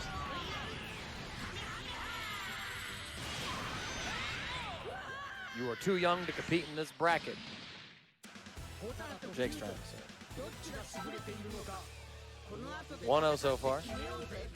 But in their most recent encounters, one game is all that Jake has been able to take against Garlic Bread. So now it comes down to, can he do it a second time and advance that extra step farther? Because there's the thing, he got to go out. I know most of us were able to see his performance there, and it wasn't what he wanted, but it was a learning experience, and he has taken those lessons, and he is bringing them to Garlic Bread right here, right now. Super Baby Vegeta is dead in 2 touches. And Jake is cooking. Jake is looking really strong right now. Wow. What do you mean What do you mean Ginyu EX Lariat beats Lockhart? What's the barrier prey? There's a lot of things that beat that surprise everybody. True. Does Bluko shoulder beat it? I can see it doing it. I'm not too sure. I had to check that one. I can see it. Bluko shoulder go fast. They go dummy fast. Jake able to do quite a bit of damage to this Ginyu. Goes for the jump. I love the delay tech from Garlic Bread. Catches him with the rock. It's a high enough combo, and Garlic Bread's not going to be able to go for a body swap. Duel goes up. Comes the Cocoon Beam. Jake sparks out. Wow. Cocoon unaffected.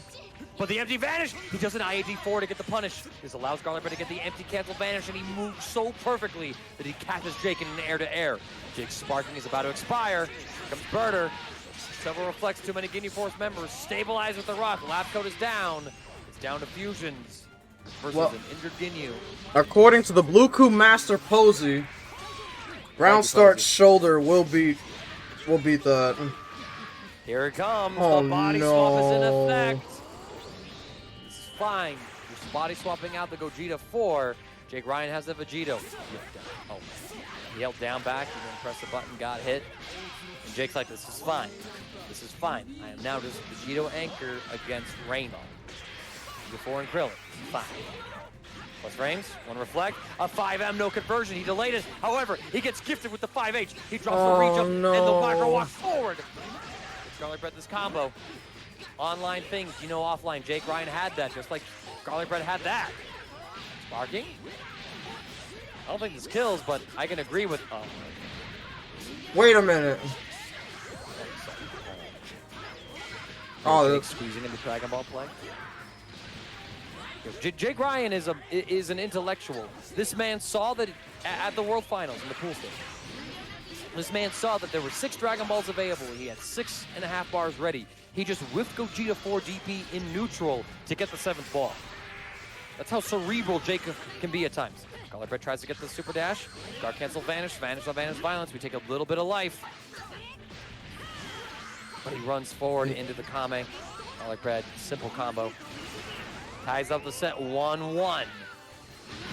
That is the simplest combo I've seen tonight. He didn't even do anything. He said, alright, I got the hit, vanish, knockdown, level 3.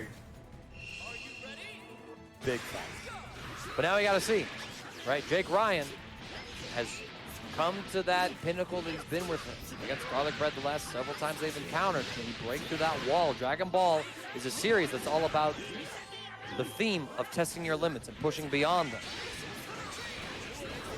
Jake find that in his spirit tonight. What a dirty ass over there. Going down. Ginyu Force call. Guldo for Goom. 6M will be sparked on. Send the auto combo. We murk Krillin. A reflect gets 2M punish. Jake Ryan has both assists. Can he push this far enough for a kill? He tags in Vegito. Is he dead? No, he's not. No, and Jake knows this. Why you don't see him spend meter, but honestly, going for a level 3 into a hard knockdown might have been the play, but that's Jake's decision to live with. What? Hold it. That combo. Hold up. None this guy. None this guy. But still, we're big chillin'. We got 6 bar on deck. Here comes Ginyu. We're reflecting for a million years. One more button. Yellow ground. Guard cancel vanish. Jake's got them reactions. And the raw attack comes through. Garlic gets a full bomber. Should be 1-1-1. Full kill.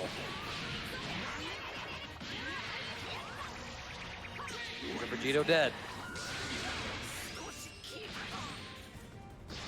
Garlic Bread seems to be fine with giving up his customary 1 game to Jake. Oh no! I wanted to go. Oh no! Killing rock assist, man. I still believe in Sir Yaka Bryan. I still believe. Oh my God! He anti-aired the CS. That's so sick. What the? That was actually really smart. That was so OD. That was so OD. We're seeing Garlic Bread staying on the ground, dashing past, looking for Jake to super dash. He gets the anti-air command throw. Some damage on this lab coat. Reflect tries to bust out with the EX forward spin, but Garlic Bread is in time to mediate. 5M starter, an assist in the background to stabilize the combo whenever he so chooses, like now. To the 2 level 1s. Now Jake's point character, Gogeta, 4. He's up against an Armada with Spark. And 2 Dragon Balls away, Shenron is looking like he's a little long distance. Going the cross up. Good jump out, plus frames. See here. DP, that's 1 ball. Only 1 more to go. Wag of the finger. Garlic Bread chooses to jump, the right option. Surprised Jake didn't DP there to get the 7th. Wow.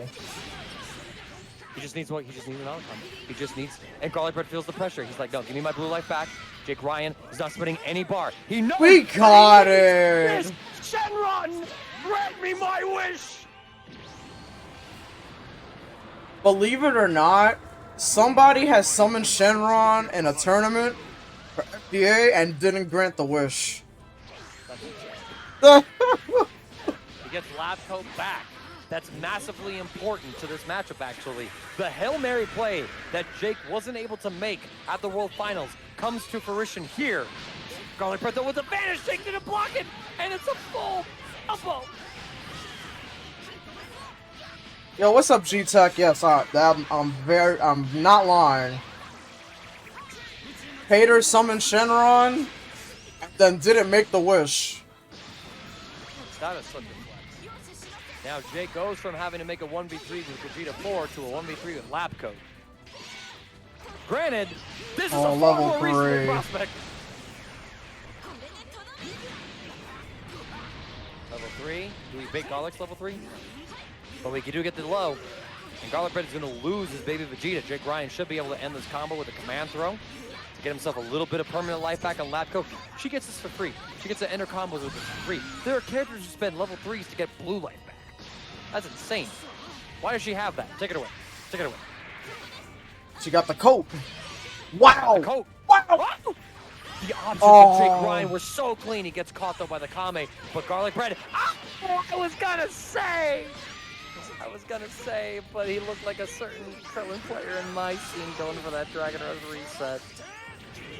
Send me to the gulag, bro. Damn, Send me did over, bro. Jake look so goddamn good? Yo, what's up, Zane? Hey, Zane. Hello, friend. Excellent work at the World Finals last weekend. Good to see you here supporting out the boys. This is your crew. 6M. Because instead of the 50-50, I don't know how much I agree with that, but Jake able to navigate so far. He checks Garlic Bread on the stagger. Here we go. Too far. Bag the finger, bust out on Krillin. No conversion. Side 2M. 2 levels so far. Garlic Bread not gonna get punished. Nice super dash. That's what you have to do against that style of setup. As long as Vegito A is assist, the opponent is calling. You have the super dash to both beat and punish the command throw, but also to fly through that assist. How was Garlic Bread so safe after that situation? Jake's offense is looking so good right now, but Garlic Bread somehow able to weather the storm. Knows the same side is coming. Jake Ryan, though. Sir, Jacob Ryan. I think if he would have been able to get Lab Coat back, he might have had a chance to kill. There's an argument. Oh my God! How No. are you ready for that? He was pressing 2H, expecting the super dash 50-50. No. And now he kills Lab Coat. Are you kidding me? Someone clip that. Flip that. Jake was playing so goddamn well. And then Garlic Bread makes the right read, and now he's got body swap. Send me to the gulag, This is the bro. equivalent Send of me driving over, on bro. the road, running Send me over to a the nail, gulag, and your bro. Go ahead tires and send me exploding over, behind bro. you. Suddenly, you're doing a barrel roll in a van. And you guys always say, who are these West Coast fellas? Reminding you that I host this every Sunday. If you guys don't know who these guys are by now, you are missing out. Brett going for the reset. Jake able to compose. Hold that. Goes to cross up. 6M same side. I called it. Garlic Bread didn't. Jake takes down a character with this body swap. Yo, I know. I don't want to say anything. The most impressive comeback of all time was Wade's comeback at UFA with a debuffed. Was it hit or lap cut? Debuffed hit. Debuffed hit. It was 1v3 with a debuffed hit. Man. I'd love to see Jake do this, but no. No, oh my God. Nah. Look at this awesome. Don't do it to him like that. Oh, and he goes to the reset. Oh, he tries. Yo, hold up. Ain't no way. And you see Jake building Dragon Ball still. He understands that he needs this. Drops the combo. Garlic Bread doesn't check that super dash. He mashes auto combo. Jake doesn't get the finish. Oh, he tried to call the Ginyu Force. You saw him press a button. That's why Ginyu went, I don't have that anymore. If Jake makes this comeback, this entire Twitch chat is gonna explode. Bro, I ain't ready for it. I ain't ready for it. I'm just saying. I'm just saying. I'm just saying. I'm just saying. He was ready. He can't level 3. No! He tried to do the right thing, but the spacing and the jump timing messed it up. But yeah, he was airborne. Jacob realizes this. But holy fucking shit. Pardon my language, chat, but I know we ain't esports right now. God damn. God damn. God damn. That was so sick. That was so sick. How many of y'all can say you took Garlic Bread to 1v1 after being down 2 characters with a body swap Ginyu? Speak the fuck up.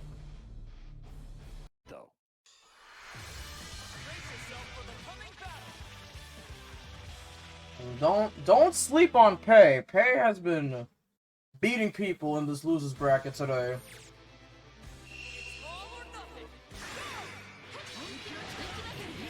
Yeah, and Posey and me like, yo, no, Jake's good. He's taking my money 3 different times. That's crazy.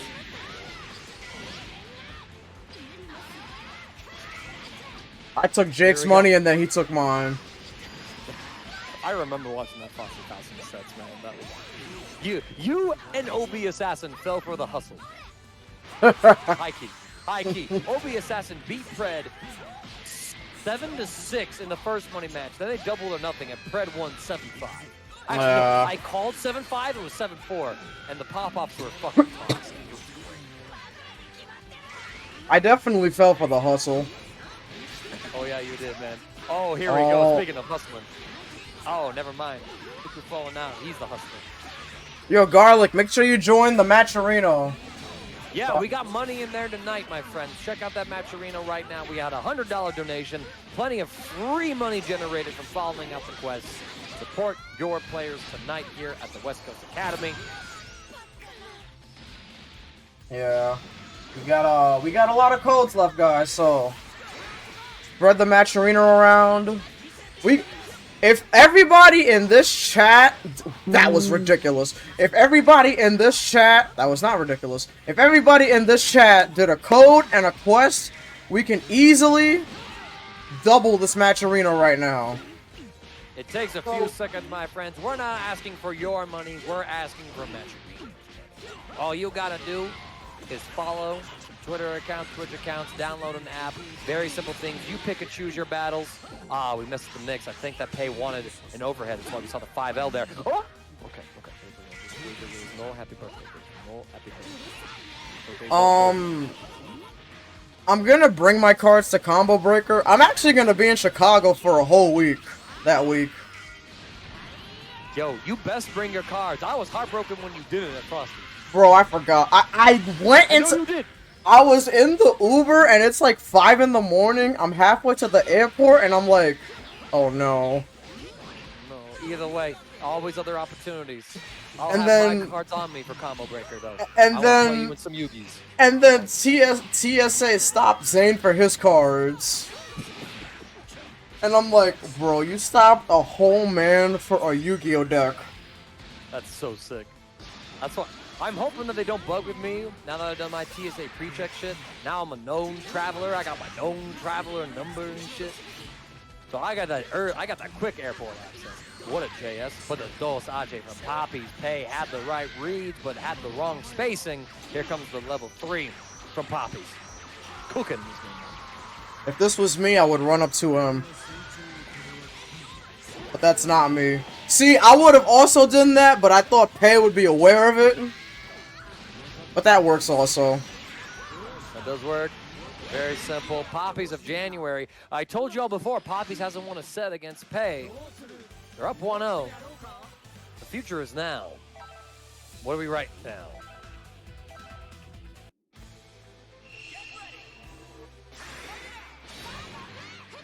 Yes, please support the Matcherino, guys.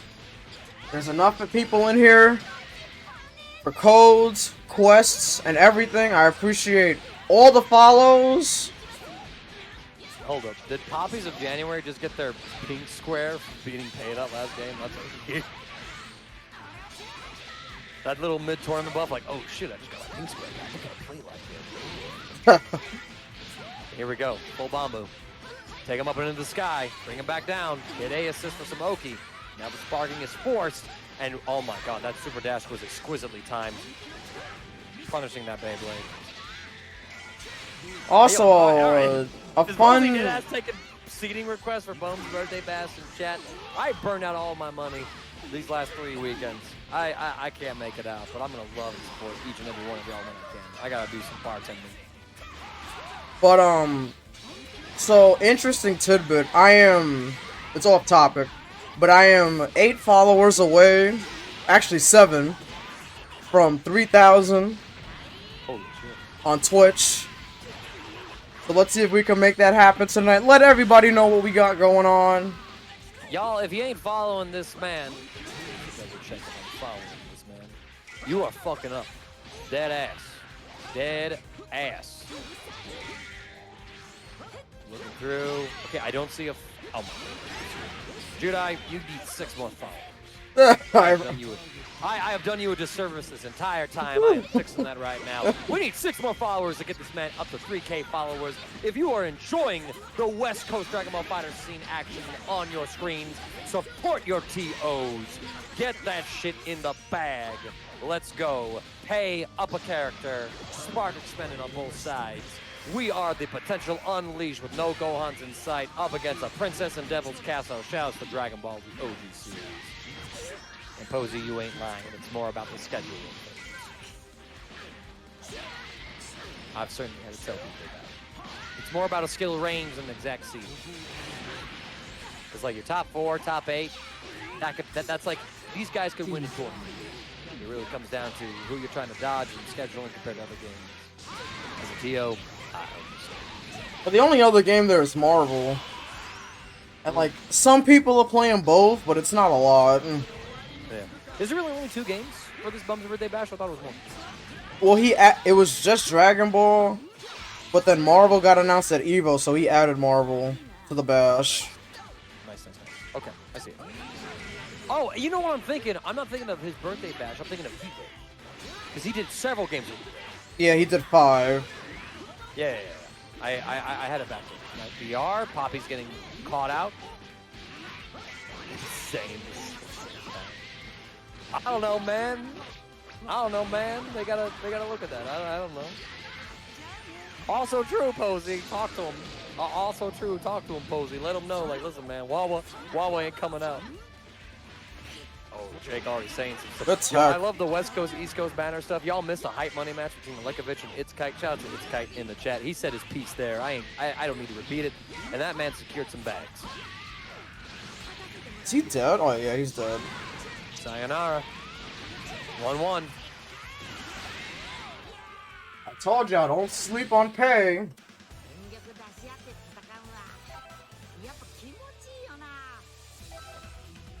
Don't sleep on him.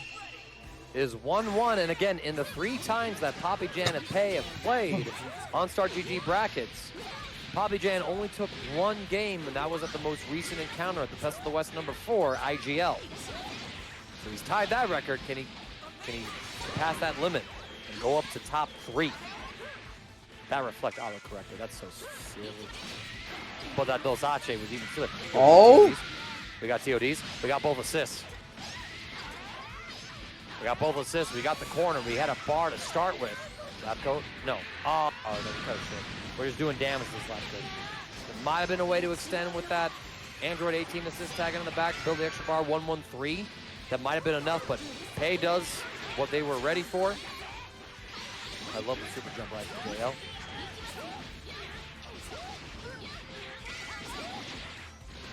Cozy, you toxic. Making Sage and Saint play in the same pool. The 2 Trunks players I can recollect. That's but fresh matches, if they ain't played before, what I tell you all about earlier, it was like 2 hours ago, before top 8. Special cancel into the super throw. That shit dumb. Other players are ready for it. Poppy wasn't. Pei wasn't. One thing that Papa Jan is definitely doing, and it's catching Pei a lot, is 236 LM, and it's full screen. And that move catches people if you're not paying attention. Reflect on the super dash, wasn't confident landing on the ground on time. Poppy's going to send this couple to the grave. It is now a 1v3 for Android 18, a character known for her defensive tools. Suddenly, she has to advance forward. This is going to be rough. So let's see what Pei's got in the bank. Oh, that was actually clutch. Because Pei called the 17 right as 18 was getting hit. There you go. Jail him. The backdash JH to catch the dash forward. Poppy's chilling with the 2L into vanish. Okay, low key. If I had to nerf Vegeta a few ways, it's probably like nerf the A assist. Maybe nerf the block stun on that 2L so you don't get a free jail vanish, but maybe I'm going too far. I'm not sure. Trade.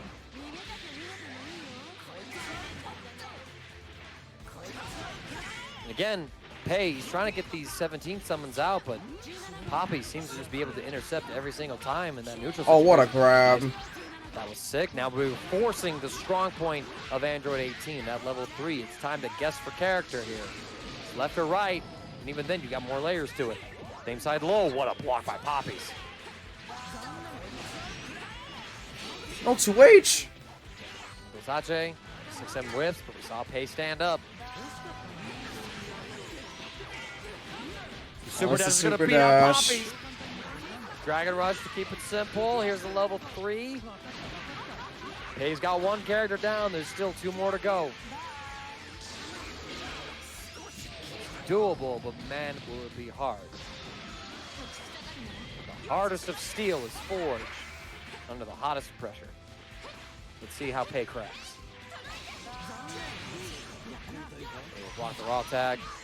Oof. Perfectly timed vanish. Well, that was almost bad. Oh no! You say that as a hit, mate. Here we go, Pei. Gentleman with the 17, double overhead, good blocks. He tried a guard cancel right there. That's why you saw him walk forward and the assist X come out once he got hit. Good block on the 2M. We jump that, but that JS does not go far enough forward to punish it. What a block. Oh. And keep it simple. Poppies will take down Pei for the first time in bracket. Under my data for NeoJudai. And advance on to losers finals for tonight's West Coast Academy, where they will face a man who is not just a commentator, but a damn nice player and a damn good TO. Times these two clashed, which was at FighterZ Duel Academy West Coast number 23.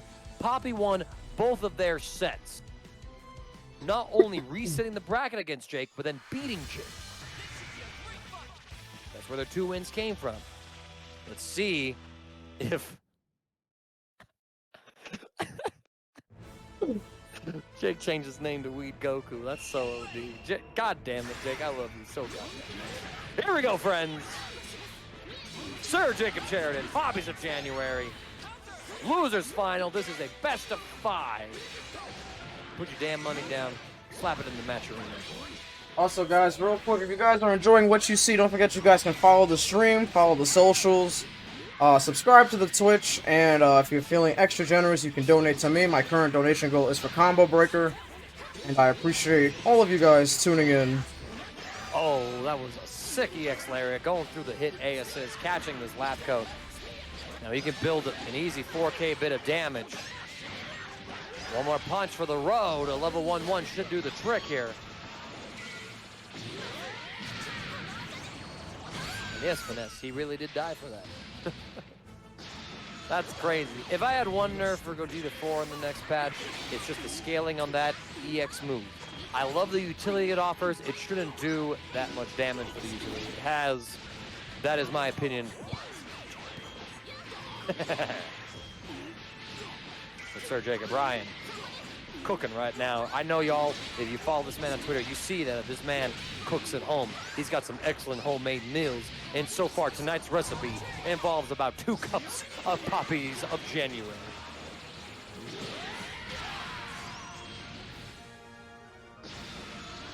Wow. And just like that, Papa Jan is down to just Vegito. Now he sparks. Jake is more than content to not tech out, or he teched a little too late, trying to time it so that he gets the best timing to avoid some of the empty spark shenanigans. Now we gotta hold it. He will spark up himself. Here comes lab coat assist, and all right, Poppy, I don't blame you. That looked cursed. I don't know what side Sir Jacob Ryan was gonna be on. There's the 2M starter and sparking, but because of Poppy's own sparking, we certainly ain't dead yet. But we're taking tons of damage, and we have enough meter to dump 2 level 1s, a level 3, and then have a vanished mix-up. Send it?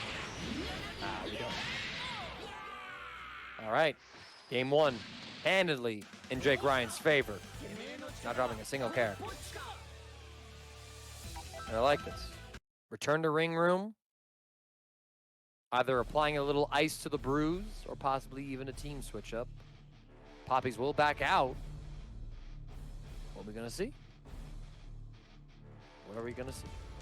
I doubt they would switch. I do like this team a lot. I think that this is a bit of ice. Arguably, Poppies might need a quick restroom run or something like that, but no, they do a full team swap. And on paper, let me quantify my statements. On paper, I ain't no fan of the triple Goku Vegeta fusion teams. Because on these teams, you got 2-point characters, Gogeta Blue and Gogeta Red, and one of them's got to play mid. And it's like at that point, oh no. Why are you not running a lab coat? We get a happy birthday, but I don't think Jake is going to spend spark. He's content to take half life from this Vegito anchor and force the spark immediately. This man teched and woke up with the overhead. He goes with a cheeky reset. Oh my lord, Sir Jake Ryan is doing poppies of January, some dirt right now. You switch to this team, you saying? You switch to this team? Do you know who I am? Put my respect on my name. I'll make the world know my name. That's Jake Ryan's goal, and he's certainly accomplished that in more ways than one across his tenured career, being a Dragon Ball FighterZ player, commentator, TO, across several other games as well. This man has commentated Pro Tour for Capcom and Street Fighter V. At some occasions. I don't think he got it this season, but he's certainly more than qualified. Oh, he's right. Oh, he's dead. Dead? Oh my lord. It all fell apart. Now, okay, granted, I can't blame the team composition too much from Poppies here. Just some cursed shit started this matchup off. Like, if you get a happy birthday, all right, that's a little bit cursed. Never mind the team swap. But, I mean, I don't know. I still didn't agree with it. And even though there's some cursed stuff happening, I don't think it's, it completely condemns the team. 2H into level 3, some potent mix, but, okay, honestly, I think Jake does a good shit. Alright, Spark. Okay. The more safer option. I get it. Here you go, though. We saw Dan make this comeback before. Can Poppies inherit that spirit? We'll have to see. Oh my god. Yo, that was so sick. Drops the re-jump, however. I respect him for going for it again, but gotta keep it simple. I do too, but in this situation, simple isn't gonna get you the win. You know, it's you gotta get the hard shit. We should see the EX Lariat here though, the Rekka series rather. Get the extension. Should see a knockdown into another EX Rekka, or from it rather. Level 3, left, right, throw. A couple things we're threatening right here. Let's see if Jake can defend appropriately. Oh, vanish? Wow! We added layers and we caught some jumps. That was not on my bingo card. And I am sweating that it wasn't. That was ridiculous. Okay, knockdown.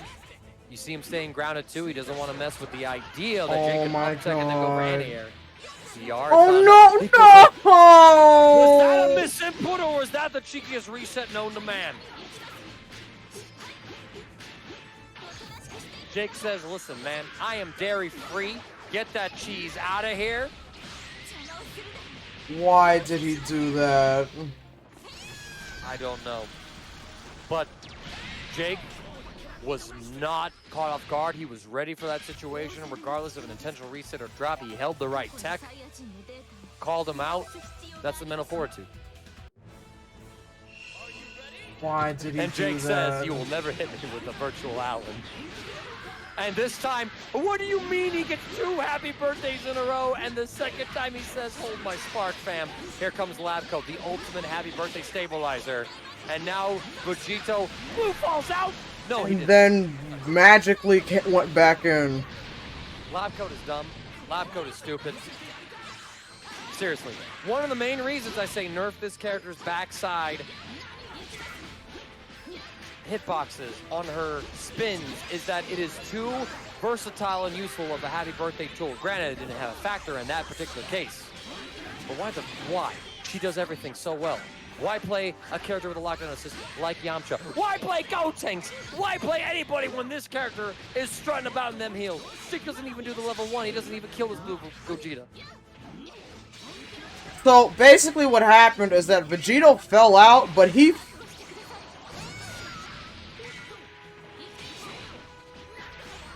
Get up for me. You know what? He got it. He's on one right now. He's on one right now. Vegito kind of fell out, but Labcoat said, you're not falling out of me. Do you know who I am? I am the queen vampire bitch around here. And you know what they say? God save the queen. Is that a Helsing Ultimate Bridge reference? You tell me. Go watch episode 8. Was it 8 or 7? Was it episode 8 or 7? Fuck. I don't remember. I don't remember. I think it's 7. I think it's 7. I think 8? No, it was 7 because 8 is the episode where Alexander Anderson finishes his run in the series. Poppies of January fighting for his life out here.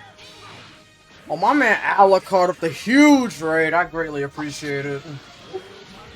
Shout out to Alucard, another mainstay name out in New York, spitting some facts on Twitter. Y'all been keeping up with that one. Shanks was complaining about Goku Blue command throw. Like, why can't I punish it with this option? And then people are like, yo, have you ever tried a different option to punish it?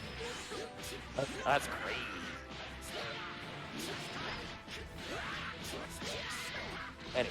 Anyways.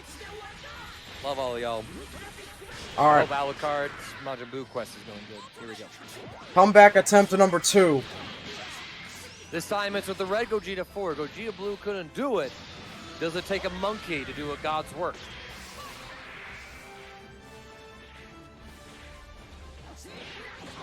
Oh, never mind. Never mind. He really just got hit by 2M there. And Sir Jacob Ryan will close this out at 3-0 and earn his run back with garlic bread in grand finals. Now, I'm not going to say that I don't agree with the team swap for the sake of like the team itself, but man, it was kind of cursed and messed up that he got happy birthday twice in a row after he switched to it both times. You know your top 3. If you like any of those players, feel free to complete a few sponsorship quests Alright guys, so don't forget that you guys can follow the socials. Don't forget that you guys can donate to the channel. I currently have a donation goal for Combo Breaker. Also, don't forget we do East Coast every Friday, West Coast every Sunday. Don't forget you can subscribe to the Twitch channel for amazing emotes. We're trying to average 75 per Twitch partnership. I greatly appreciate each and every one of you guys tuning in. Jake is on the loser side of Grands. Garlic is on the winner side. You guys can start when you're ready. We have 120 people in this chat. Let's get it. I know y'all can do a few simple quests to raise this prize pool up. If it's too hard for you, consider dropping a few bucks yourselves. As of the last set, Garlic Bread has officially taken the set lead against Jake Ryan. It is no longer 50-50. It is Garlic Bread favored. But let me tell you, when Jake Ryan was cooking last set, I mean it. You all know this man's Twitter, and he was able to jump out of the 5M reset. Oh my. All right. Expecting the assist. Can you B? Or can you A rather? Gotta come back. Garlic Bread gets the hit. Taking across screen. Damn. Spin it. Tagging the Ginyu. Toku Sentai. That is the one and only CD Mangeka on the mic. Thank you. Shout out NeoJudai, and it's always a pleasure to be hanging out with my friends up here. Pumper Jam, thank you for recognizing me. I am absolutely humbled ever since I've commentated you at CEO 2021. That means a goddamn lot. That means a goddamn lot. Just like this Dragon Rush could mean a goddamn lot to Garlic Bread's life bar on this Ginyu. Jake's gonna tag in this lab coat. But he drops it! That's a big drop. But he's able to spin, deny the Krillin assist, and he's able to get the hit. Lab coat just working. Oh my God. Pumper Jam, thank you. I goddamn appreciate that. When I say, "Who don't care about you, big bully?" I ain't talking to you. I ain't talking to you. An actual line that I've quoted and that still is in my commentary reel that I'm working on a new one, and it's still in there. And Jake Ryan's right in here too. Hyping while Jake, playing. Best goddamn commentator. Yo, Jake, hands down, is the strongest commentator in bracket play. You see this man baiting these reflex. Pumper Jam is definitely one of the GOATs. Pumper Jam is one of the GOATs. I'll say this, Jake is goddamn a better player than me right now. He has done so much goddamn work. And he cooking. Oh, you see him wait? You see him wait? That's so sick. That is so sexy. But let me tell you this, I ain't about competition, I'm about collaboration. We all push each other's harder than ever, and one of the most fun brackets I've gotten to commentate was with Jake Ryan in that top 8 of Frosty Faustings. Commentating that Nitro Pred set and Grands was some of the most fun I've goddamn had. How is Jake Ryan talking in chat, and he's cooking Garlic Bread like this? Hold up, he says, Oh, that combo was almost ridiculous. Lab coat, options activated, Beyblade. I don't have a rhyme for spinning, because you don't have a spinded. The funny thing is that hitbox players can type while playing because they're basically typing on the hitbox. That's actually true. Yo, okay, we saw this before in Winners Final, where Jake was able to win Game 1 fairly decisively. And that was it. Garlic Bread made it close. Games got cool. Games got really close. Games got really close. Now, Pumper Jam, you say CD Mangaka, but my favorite nickname ever, it's his initials. It is not my initials, Jake. My initials. My initials. If you include my middle goddamn name, are CTN. Choose the Nimers. Ladies, where you at? Yes, that's the pun off of Mormonism and CTR. Come at me, bro. But hiding it. CD. I know you will, Jake, for this title. Dude, Jake, I will do that. Jake, I'm happy to do that stuff. I know last time it went my favor, but that was years ago. Actually, no, in tournament. In casuals, you washed my ass. I know that one. But I am down for this one. I am down for that one. In good, friendly spirits. In good, friendly spirits. Jake. Oh, did they? We lost him. Jake, can you guys, can one of you guys back up? Can one of you guys Alt F4 or something? We lost you, unfortunately, in the rematch. I know you're listening, Jake, because you're out here in this chat fighting Pumper Jam and Twitch. Otherwise, they might play it out. This hasn't happened in a while. No, it hasn't. I'm surprised. I'm surprised it has. Like, all night we've been good. Well, I don't want to back out because like they started already. Yeah. I mean, if they started, they can tell us the score. It's a shame that we have to lose that one. In the meantime, I was talking about my favorite nickname. My favorite nickname that I've ever gotten, Pumper Jam.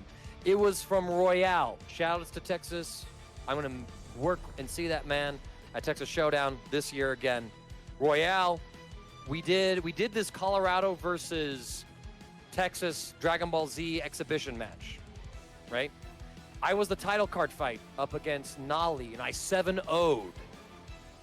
At that, somewhere along the way, Royale called me Man Godka. And that's been my favorite egotistical nickname since. That's really funny.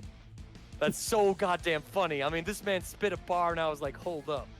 This kind of fucking lit. Pupper, I appreciate that. Jake Ryan, though, is no slouch.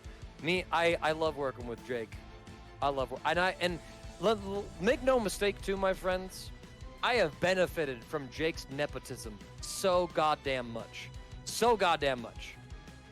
Like, Jake has done so much for me. He has stepped up. When he has had to miss out on events or things like that, he has spoken up on my behalf. I cannot understate how much Jake has supported me and how much that means to me. And the fact that it culminated in us working together at Frosty Faustings, and I hope it culminates in us working together soon in future events, I can't understate that one. Jake's the GOAT. Jake's the GOAT for setting me up. He did the bump. He did the set. And I hope that for y'all, I spiked that shit. I hope y'all that spiked that shit. Wow, yeah. Anybody reading this, listen to Squidward. Listen to Squidward. Check out that Matcherino. Do them coupons. We are certainly missing out on a fire-ass game of Dragon Ball FighterZ right now. Breaking my heart. Yes, support Poppy. Papa Jam, since you're here, what character and flag would you like on the top 8 graphic? Yeah, Poppy. Let him know. For me, it's Hit or Janemba. But it's your character, it's your choice.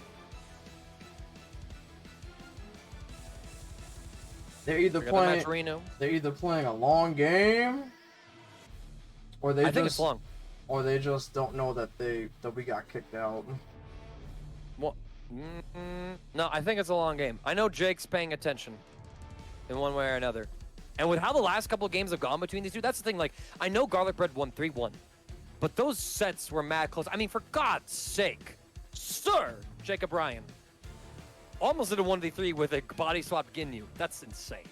Yeah. That's insane. So, this one, as a commentator might say, it is looking long for a man. That is all I can say. Damascus helped.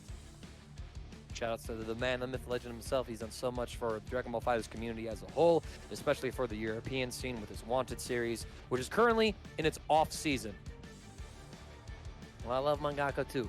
See, I love you too. The score is 1-1. I'm not about these comparisons. I ain't about these opinions. I don't hold these opinions. Alright, good. They did it. Thank you, fellas, for listening. Alright. Appreciate y'all. They waited for us. We should be back in. Garlic Bread reports in. He won that second game. Now, we got to see, though. Because, again, the last couple times these two have played, Jake has only been able to take that one game from Garlic Bread. But they have been close. They have been so close. I want to see him go even further beyond, ascend to that new form. I mean, he is no longer Jake Ryan. He is Weed Goku. And, oh, man, Jake, I know you taught Garlic Bread that. I know you taught him to look for that. Here we go. Spin on him right around. The reset. Oh, my God. It started out with a drop out and a block. He's dead. And now he's going to bed, and now he's taking the throw. Here comes the level 1, and now the point is dead, and my stomach is set, but he's touching his Ginyu now. He is dead. dead as hell. And he almost got the extra bar, too. True. Big true. Oh, what do you mean he mashed there? What do you mean he mashed out there? Bumper Jam, I can sing plenty of rock and roll. I've dropped Gojira and metal references on the stream before. Winter Showdown, Flying Wells. Oh no, not the reflect. Reflect on your actions, young man. This is not looking good at all. No, not at all right now. Garlic Bread untouched on all accounts. Comes we Goku. Oh no. Fuck.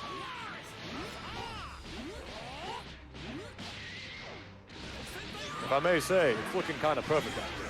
He baits the spark even. Jeez Louise, Ginyu, listen.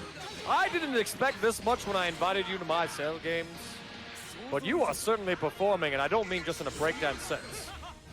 Down to the ground. Here comes the 5S. We got Vegito sparking pressure. Excellent defense, though. Garlic Bread. Oh. Yeah, Respiete empache el perfecto. No dosache. Oh, he missed the area. You saw that game. You saw that game. Jake gets a hit. The Infinity Stones of Commentators. I'm collecting the Infinity Stones of Commentators. Look, man, when I first did FDA, I actually had Mangeka commentating.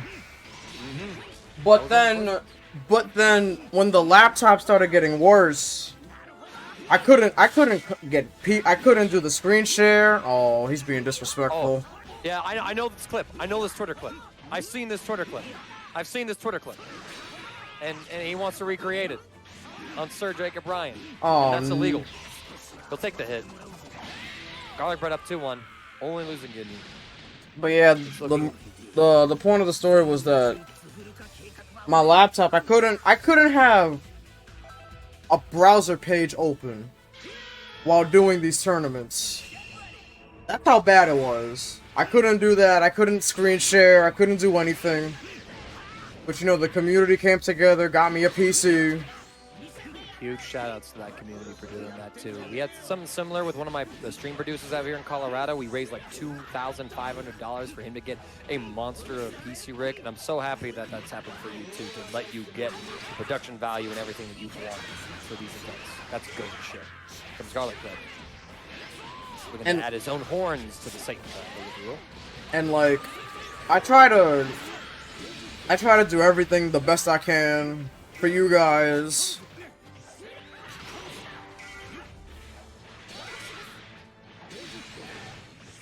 Reflect. It's all California in this grand finals, and so far Garlic Bread seems to have Marlon Brando's eyes. If y'all know you're slipping out there, you know what I'm referencing right now. You got your California! I am the father's son, because he's a phantom and mystery, and that means nothing! Many times that you want him to die. It's too late for Gogeta 4! All you gotta do is level 1! Definitely did. I thought he was gonna body swap, to be honest. No, but at that point, like, he's closing out the combo. And you got lab coat, right? Like, I feel like that's a higher priority, like, body swap target here. Jake trying to go for some mix here. Garlic Bread, more than happy to deal with a simpler mental stack. Ginyu A assist, able to intercept that smash. So here we go. Jake Ryan gets a pickup off of that Vegito A assist. I just need to see Jake be a little composed on defense. Garlic Bread was the more patient one, baiting out the reflex. What do you mean? Yo, what's up, Muffin? Garlic is such a beast, and y'all best be ready for this young lad to come up here to your bum's birthday bash and remind y'all that the West Coast exists. They are a place on the map. And they got some fighters. They got some damn good players. Oh, that was a good side switch. Side swap, beautiful. Now, how does Jake Ryan want to end this combo? Simple DR, yeah, I agree. Lap code up front, now you got the level 1, level 4 in the back in case it's necessary. The full health Vegito is going to come in here with about 3 bars. Excelente. Es perfecto, en mi opinión. Es cierto, es cierto.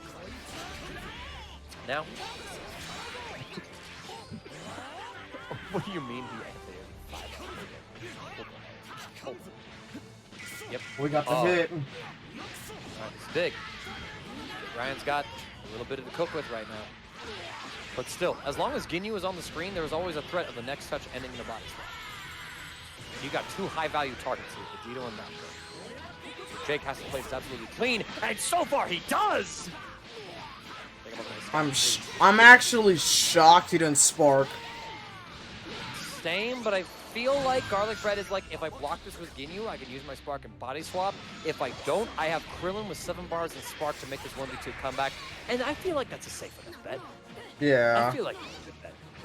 Pick him up, 6M, gonna catch, check the 5L. There's that sparking now, has suspended defensively, but now we got 21 whole ass seconds of you and me in this ring. Listen, the last he almost did number it to girl I him. met, I made a mommy out of her. This is my 3rd glass of Chianti talking more than anything else, friends, but still, Jake Ryan gets an important blow. Oh, but he already vanished to pick it up. He forgot his rabbit. That happens. Fake out with the after image. Oh, the air to That's air, a big drop. But still, that super dash works out for him. That could have been a timeline where he was anti-aired. Muffin, this is CD Mangaka on the microphone. You will recognize me from the Frosty Faustings this year top 8, where I got to work with Don't Switch and Jake Ryan himself, as well as CEO top 8 with Posey. Frosty Faustings last year top 8 with Romanova. I've been around just like this wine is all over my chest. I'm jumping. Oh no, we're in a voice channel. Oh, he's dead. Oh! Is what you would say. Oh. Now, yeah. As it was written, so it shall be. All right, Vegito versus Krillin. One touch for Jake Ryan. The Dragon Rush from Garlic Bread, though, that's the most tournament-ass JR I've seen all night. Catch him landing, that's disgusting. That looks so weird. There you go, bring him down. Jail him in, the rocks to catch a jump. It just has to be chill. He just needs the next important hit. Here we go. Pressure time, vanish. We got plus frames. Garlic Bread's able to jump out of the 7-frame 5L. That's Liddy Spaghetti. No. And Oh, he didn't believe. he sent it and didn't believe. How is this so tight? Into the super dash. He believed this time. Let's go, Jake. And it is For the 2-2. It is 2-2. And this, but I can't stress how important this is. In the last 1, 2, 3, 4, 5, 6, 7, 8 times to have met, Jake has not forced a game 5. He's only taken 1 game from Garlic Bread. He's done that now. We are seeing what happens when you play so many Saiyan characters. This is the Zenkai boost. This is the spirit of Goku himself. There's always someone stronger. There is always a better opponent. And this is to go even further beyond the Dragon Rush connects.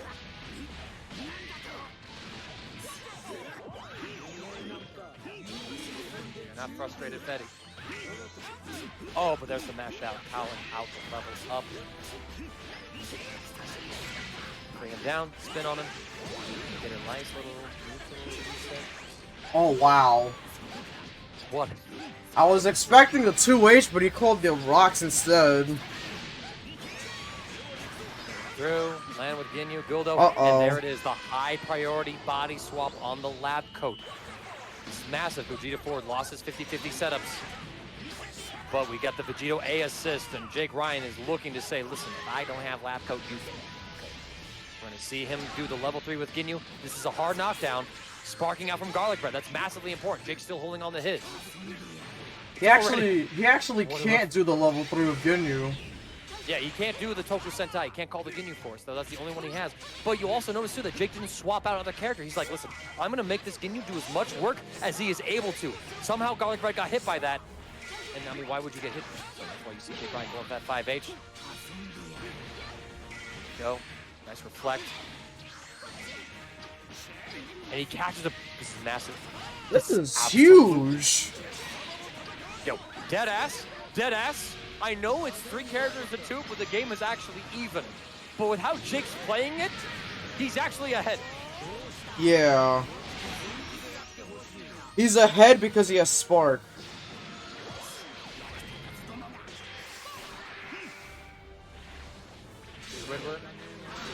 Sereno. Yes, we're at 111, but we can definitely get it higher. You can definitely get it higher.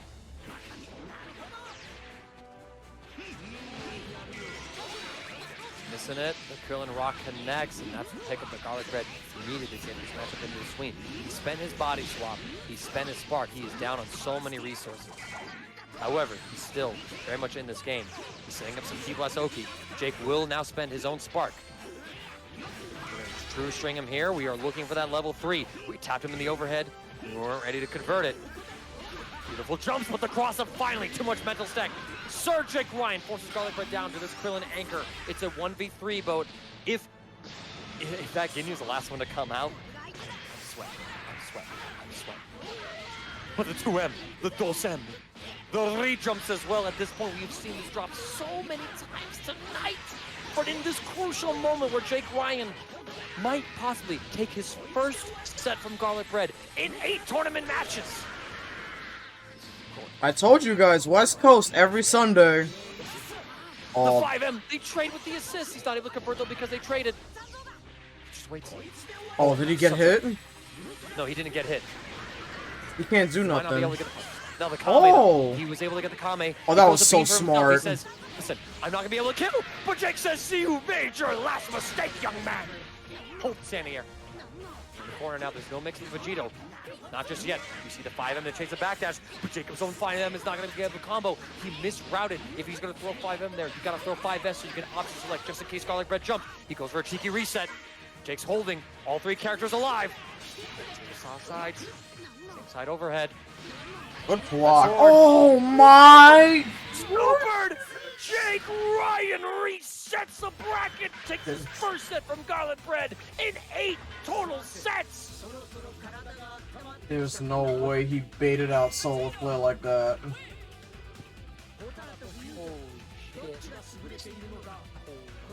He didn't do that. That was godlike. He just did. He just did. Jake Ryan is that smart. He has reset the bracket against Garlic Bread. While all of a sudden, he has stopped the win streak. And just as I said that Garlic Bread finally got a historic set lead against Jake Ryan ties it up again. It's back to even, baby. It's back to even. That is so sick. That is so sick. No, chat. You are asking a man who DP'd with Gogeta 4 in neutral at the World Finals to build a 7th Dragon Ball. If him going into a level 1 super to punish a special move anti-air, that was godlike. where once you commit to a special, you can't vanish, cancel out of it. There is no escape. You are asking a man if that was on purpose. Of course it is. Of course it is. I was about to say, Ligma, I hope there was game audio this whole time. Listen, man, I may not have game audio as I'm listening to here, but as long as y'all have it, I don't give a damn. I don't give a damn. Here we go. Jake Ryan contested. He's got the spark combo. He's going to be able to build quite a bit of meters. There's the wag of the finger a second time. We got level 2. A level 3 now. And look at this. Are you tagging? No. That backdash was so ominous. Absolutely ominous. He tries to bust out from the reflect, but it's the baby 6H reflect tag. And now you see Garlic Bread. He had an opportunity to go for a body swap there, but instead he went for it. And again, not a high priority target. The high priority targets on this team are Lab Coat and Vegeta for a body swap. Garlic Bread will take down Gogeta 4. Sparking has been exchanged. We got 6 bars for Sir Jacob Ryan.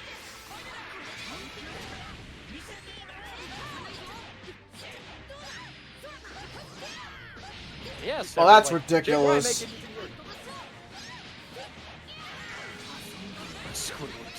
The thing is about that last game is that when he got body swapped, he did what he was supposed to do.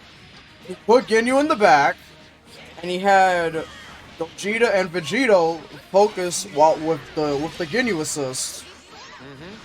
Because Ginyu A, it's not a bad assist. It's not one of the best in the game, but it's certainly serviceable, and it worked out for him in a lot of situations. Garlic Bread, though, taking some of the momentum back from himself, forcing Jake onto this Vegito. Oh, he didn't get the cross-up. There's that 5M. Here we go again. Uh-oh. Here we go again. Here's the 5M starter. And here we go. Garlic Bread is going to say, I got Gogo in the back. Give me that Vegito. Closing out this game. I don't have TODs. I have touch. I have Tops. Such a body swap. Tops. Well, he's fighting. Jake will always fight you. That's the thing. He's like, all right, listen, I don't care. You're testing my warrior spirit. I only get stronger every time I nearly die. I am saying biology. You can ask Monica. We've done a DNA test. Has Garlic always played Ginyu? No, he was playing Baby, Krillin, and Beerus for a long time. Yeah, that's what I want. But if I'm not mistaken, I believe that he didn't like Beerus in this meta. I could be wrong. And then he picked up Ginyu. Like, I don't know why he dropped Beerus exactly. I'm just guessing. Okay, if that's the case, if what you said is like all true, like if your memory's that good, oh, that's level 1, level 3. Oh wait, we get Stop. No, we have the seasoning, we have the sauce. He can't use the double-headed man. Why are you like this? He's built differently. Listen, man. This is not your Olive Garden garlic bread. This is not your mass-produced, yeah, dip the brush in the butter, swizzle it over the 30-28 breadsticks you could fit in the oven and slap it in there. No, this is your homemade shit. This is your lovingly crafted by a guy whose family has done this for generations. That's this kind of garlic bread. He is certainly him. Yeah, and finesse. Here's the thing, right? Garlic bread going from a character who gets deleted by several meta. Wow. And Jake drops 2? Bullshit. Like, going from a character that gets deleted by 2 prominent characters in the meta where it's hard to fight it. We see Zane make it work all the time. But instead of going to a character where it's like, that's a nice meta you got there. It would be a shame if I took it from you, right? It's like that Pokemon shit in, like, Season 2 when items were introduced where it's like, hey, that's a nice bit of leftovers you have there. What if I didn't run an item and ran Steel, and now those are my leftovers, right? And Chick is running so much pressure. He's getting all these little hits, but he's not converting from it. He busts out with the Lariat. He calls out the cancel into Ginyu. Here we go. Pokemon. Asking himself, what were you looking at? Level 1, level 3. Get this body swap out of here.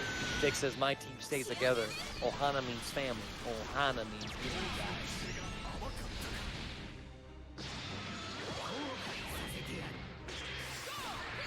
Right. Get on him. Ground. No cross up. Jail him high-low. Excellent defense, though. Reset to neutral. I really like this choice. Oh, that was ridiculous. I've never seen that ever. Right? How does Garlic Bread keep it? And he had the Krillin assist to generate a little bit. No. I can't see. I can't see. That's the power of my solar flare. I stole things again.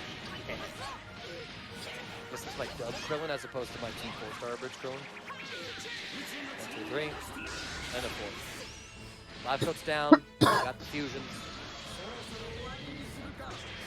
4 bars for Jake Ryan. Nothing in the tank for Garlic Bread on the back, but it's baby. He's this game's lithium battery. Yep, knowledge checks. Same side. Amazing. Incredible. Those are the words I use for Garlic Bread. Not this yet, though. Jake is playing this very well.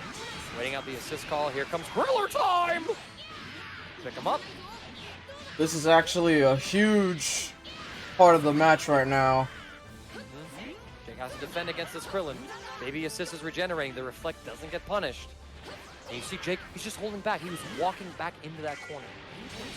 Oh, no punish. He stops the Baby B, though, before he has any time to get active. Well, Gogeta 4 is enabled. Same side. Doesn't get the cross-up. He pressed JH a little too early. That's why you didn't see it sideswipe. Feel him. Reflect. This is some tense neutral. I love it. Agony for the play. They traded it. Of course they did. But then finally, Jake cracks and runs into the Kamehameha. Garlic Bread now with this full combo and the Baby assist to get him a grounded Dragon Rush. Should be able to close out this kill on Vegeta. He's dead.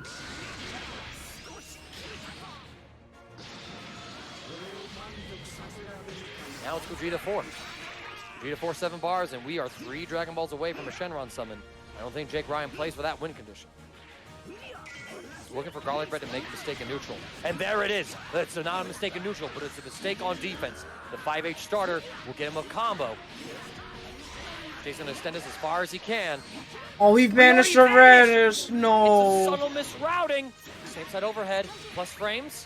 Doesn't bait the reflect. That gives Garlic Bread a chance in life. What a That's the whole goal of block. this. Oh, no. They picked 2L there to mash out. What? Garlic Bread. Garlic Bread! Son! You got side swap though. That's why you saw the reflect. You want to get another one of those. It's either 1, 2, or 3J. S was that one. He's gonna wake up Monkey. Ah! Does this work? No, it's Garlic Bread that wins! I called it. Where's my libraries? Clip that and clip that whole thing. Cause I called it. Didn't I just call it? Didn't I just call it? When? Didn't I just call it? Didn't I just say it? The phone call was made, and an individual by the name of NeoJudai answered it. He called it. That is high-level Dragon Ball, doing all those mind games. That is so sick. That is so sick. And what do you mean he blocked that? What do you mean he blocked that? Same side. Garlic Bread tried a 2H. Or crossover reflect. But there it is. Dulce coming through. Here we go. Here we go. Wait. Pick up here. Hold on. Bum is in here? Yo, Bum himself be out here? It wasn't so good, Bum. That was Liddy Spaghetti. Here we go. Yo, what's up, Bum? Shoutouts. Guys, we've been talking about the man, the myth, the legend all goddamn night. And I mean both Jake Ryan and Bum. That was a sick counter. This baby Vegeta, barring anything spectacular, should be gone to the retirement home. Go back to canceled canon land, you GT reject. Yeah, and y'all, that's what I'm saying. Jake be playing OD. Jake has been playing so goddamn OD. Apple, send it, son. Send it. It certainly is still going. Judai, remind me, what the hell is our set count right now in our Grand Finals reset? Is it 1-0 or is it 2-0? It's 2-0 Garlic. Yo, Rose, thank you so much for the gifted sub. I appreciate it. It's 2-0 Garlic. Certainly 2-0. Here we go. Bring him down. Games have been fire, though. I love the spark from Jake. I'm not messing with Ginyu shenanigans. Let Gogeta, the Vegito A assist do the work. You're not quite there yet. Garlic Bread feels that pressure. Now Spark spent on both sides, but Jake Ryan says, hold. I am asking you, young man, to hold. Empty low, but it's too slow. 6M, Garlic Bread capitalizes. A lot of his time in Spark was spent on the defensive side of things. However, he should be able to close his kill out against Gogeta. It's going to be a nearly even game. Jake will have a slight health lead. And then you have to ask yourselves, what's more important? Getting you in the back ready to body swap or a lab coat up front ready to cook? Spins, avoiding the beam. I'm surprised we didn't see a Vegito A assist call. That would have worked. He blocked that empty low. Are you kidding me? With the air-to-air, Garlic Bread gets the hit. Bring him down. Christ. DR. Alright, my bad. My mom needed something. No worries. That's why I'm here, friend. That's why we all here. Supporting you. The reflect. The 5H doesn't connect. It's about to be 3-5. You I don't know. A lot of you were saying Garlic is gonna take it, but you can't count this man out yet. I know in hindsight bias, friends, it seems like a foregone conclusion, but y'all cannot just sleep on Jake Ryan like that. Here comes 2M. Garlic just holds the same side. Jake was looking for to scout out possibly a fumbled dash block OS. Oh my god, the side swap on that Garlic just a hair too slow, and all of a sudden it's down again. I had to wait for the super before I spoke. I wasn't about to do my boy like that. I wasn't about to drop some Expelliarmus curses like that. Some Avara Cadavras, if you will. On that note, fuck JK Rowling. Here we go. Pick him up. spin on him. Alright, level 3 here. What are we doing on Wake Up? He can't debuff, he has no meter. Nope. He just keeps it meaty. I love that choice. Just a meaty safe jump if Garlic Bread tried to wiggle in any sort of way. Oh, what But a he mess. does the beam. Yeah, that was so safe. And now Wow! you gave Garlic Bread lab coat. No way. If I'm Jake, I just let the Ginyu die. He's gonna try to make it work as well as he can. Because here's the thing. Like, yep, there it is. You were at that range where Labco was able to see the Super Dash, react to the Super Dash, connecting to the Ki Blast, and he was able to special cancel off of those normals. Now it's 1v2. Oh, that's that is punishable. -8, young man. That is -8. They nerfed that shit. We got these re-jumps. Level 3 with the Think you can keep up vanish. with me?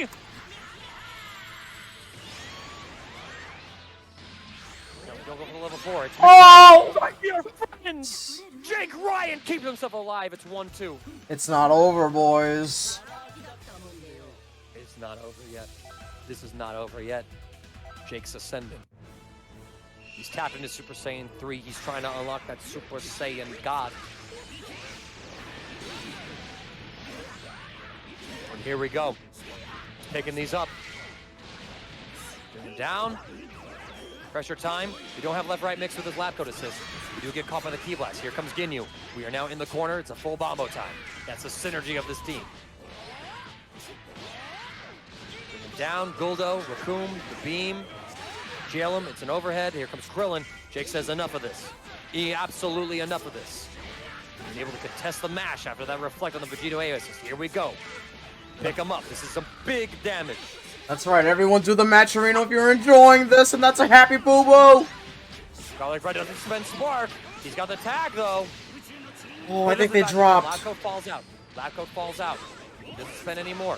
Jake's goal now is arguably to play some defense. Buy time for this lab code. Oh my god, he ran into Monkey! That's just the guy what you have there saying. Be ashamed if I used it myself. Force alive. The low connects. Jake loses the point war. Lab code lost a quarter of her health bar from the happy birthday. Starts off strong. Jail him in the vanish. That's what we like to see. Lab code pressure time. The 6H finally connects. He gets the full pickup. Drops it though. He tried to delay for a re-jump. Garlic Bread drops his own combo though. Jake's counting his blessings. 1 spin, 2 spin.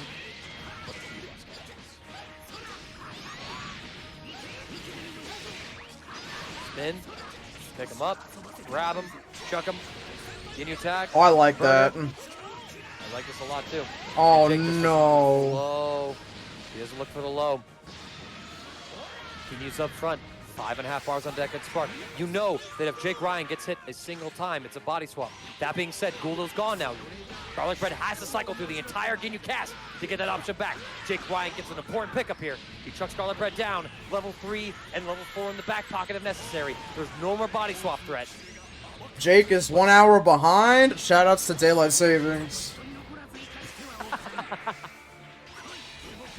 Oh man, that really was the Okay, this is crucial because Garlic now has access to Lab Coat Barrier.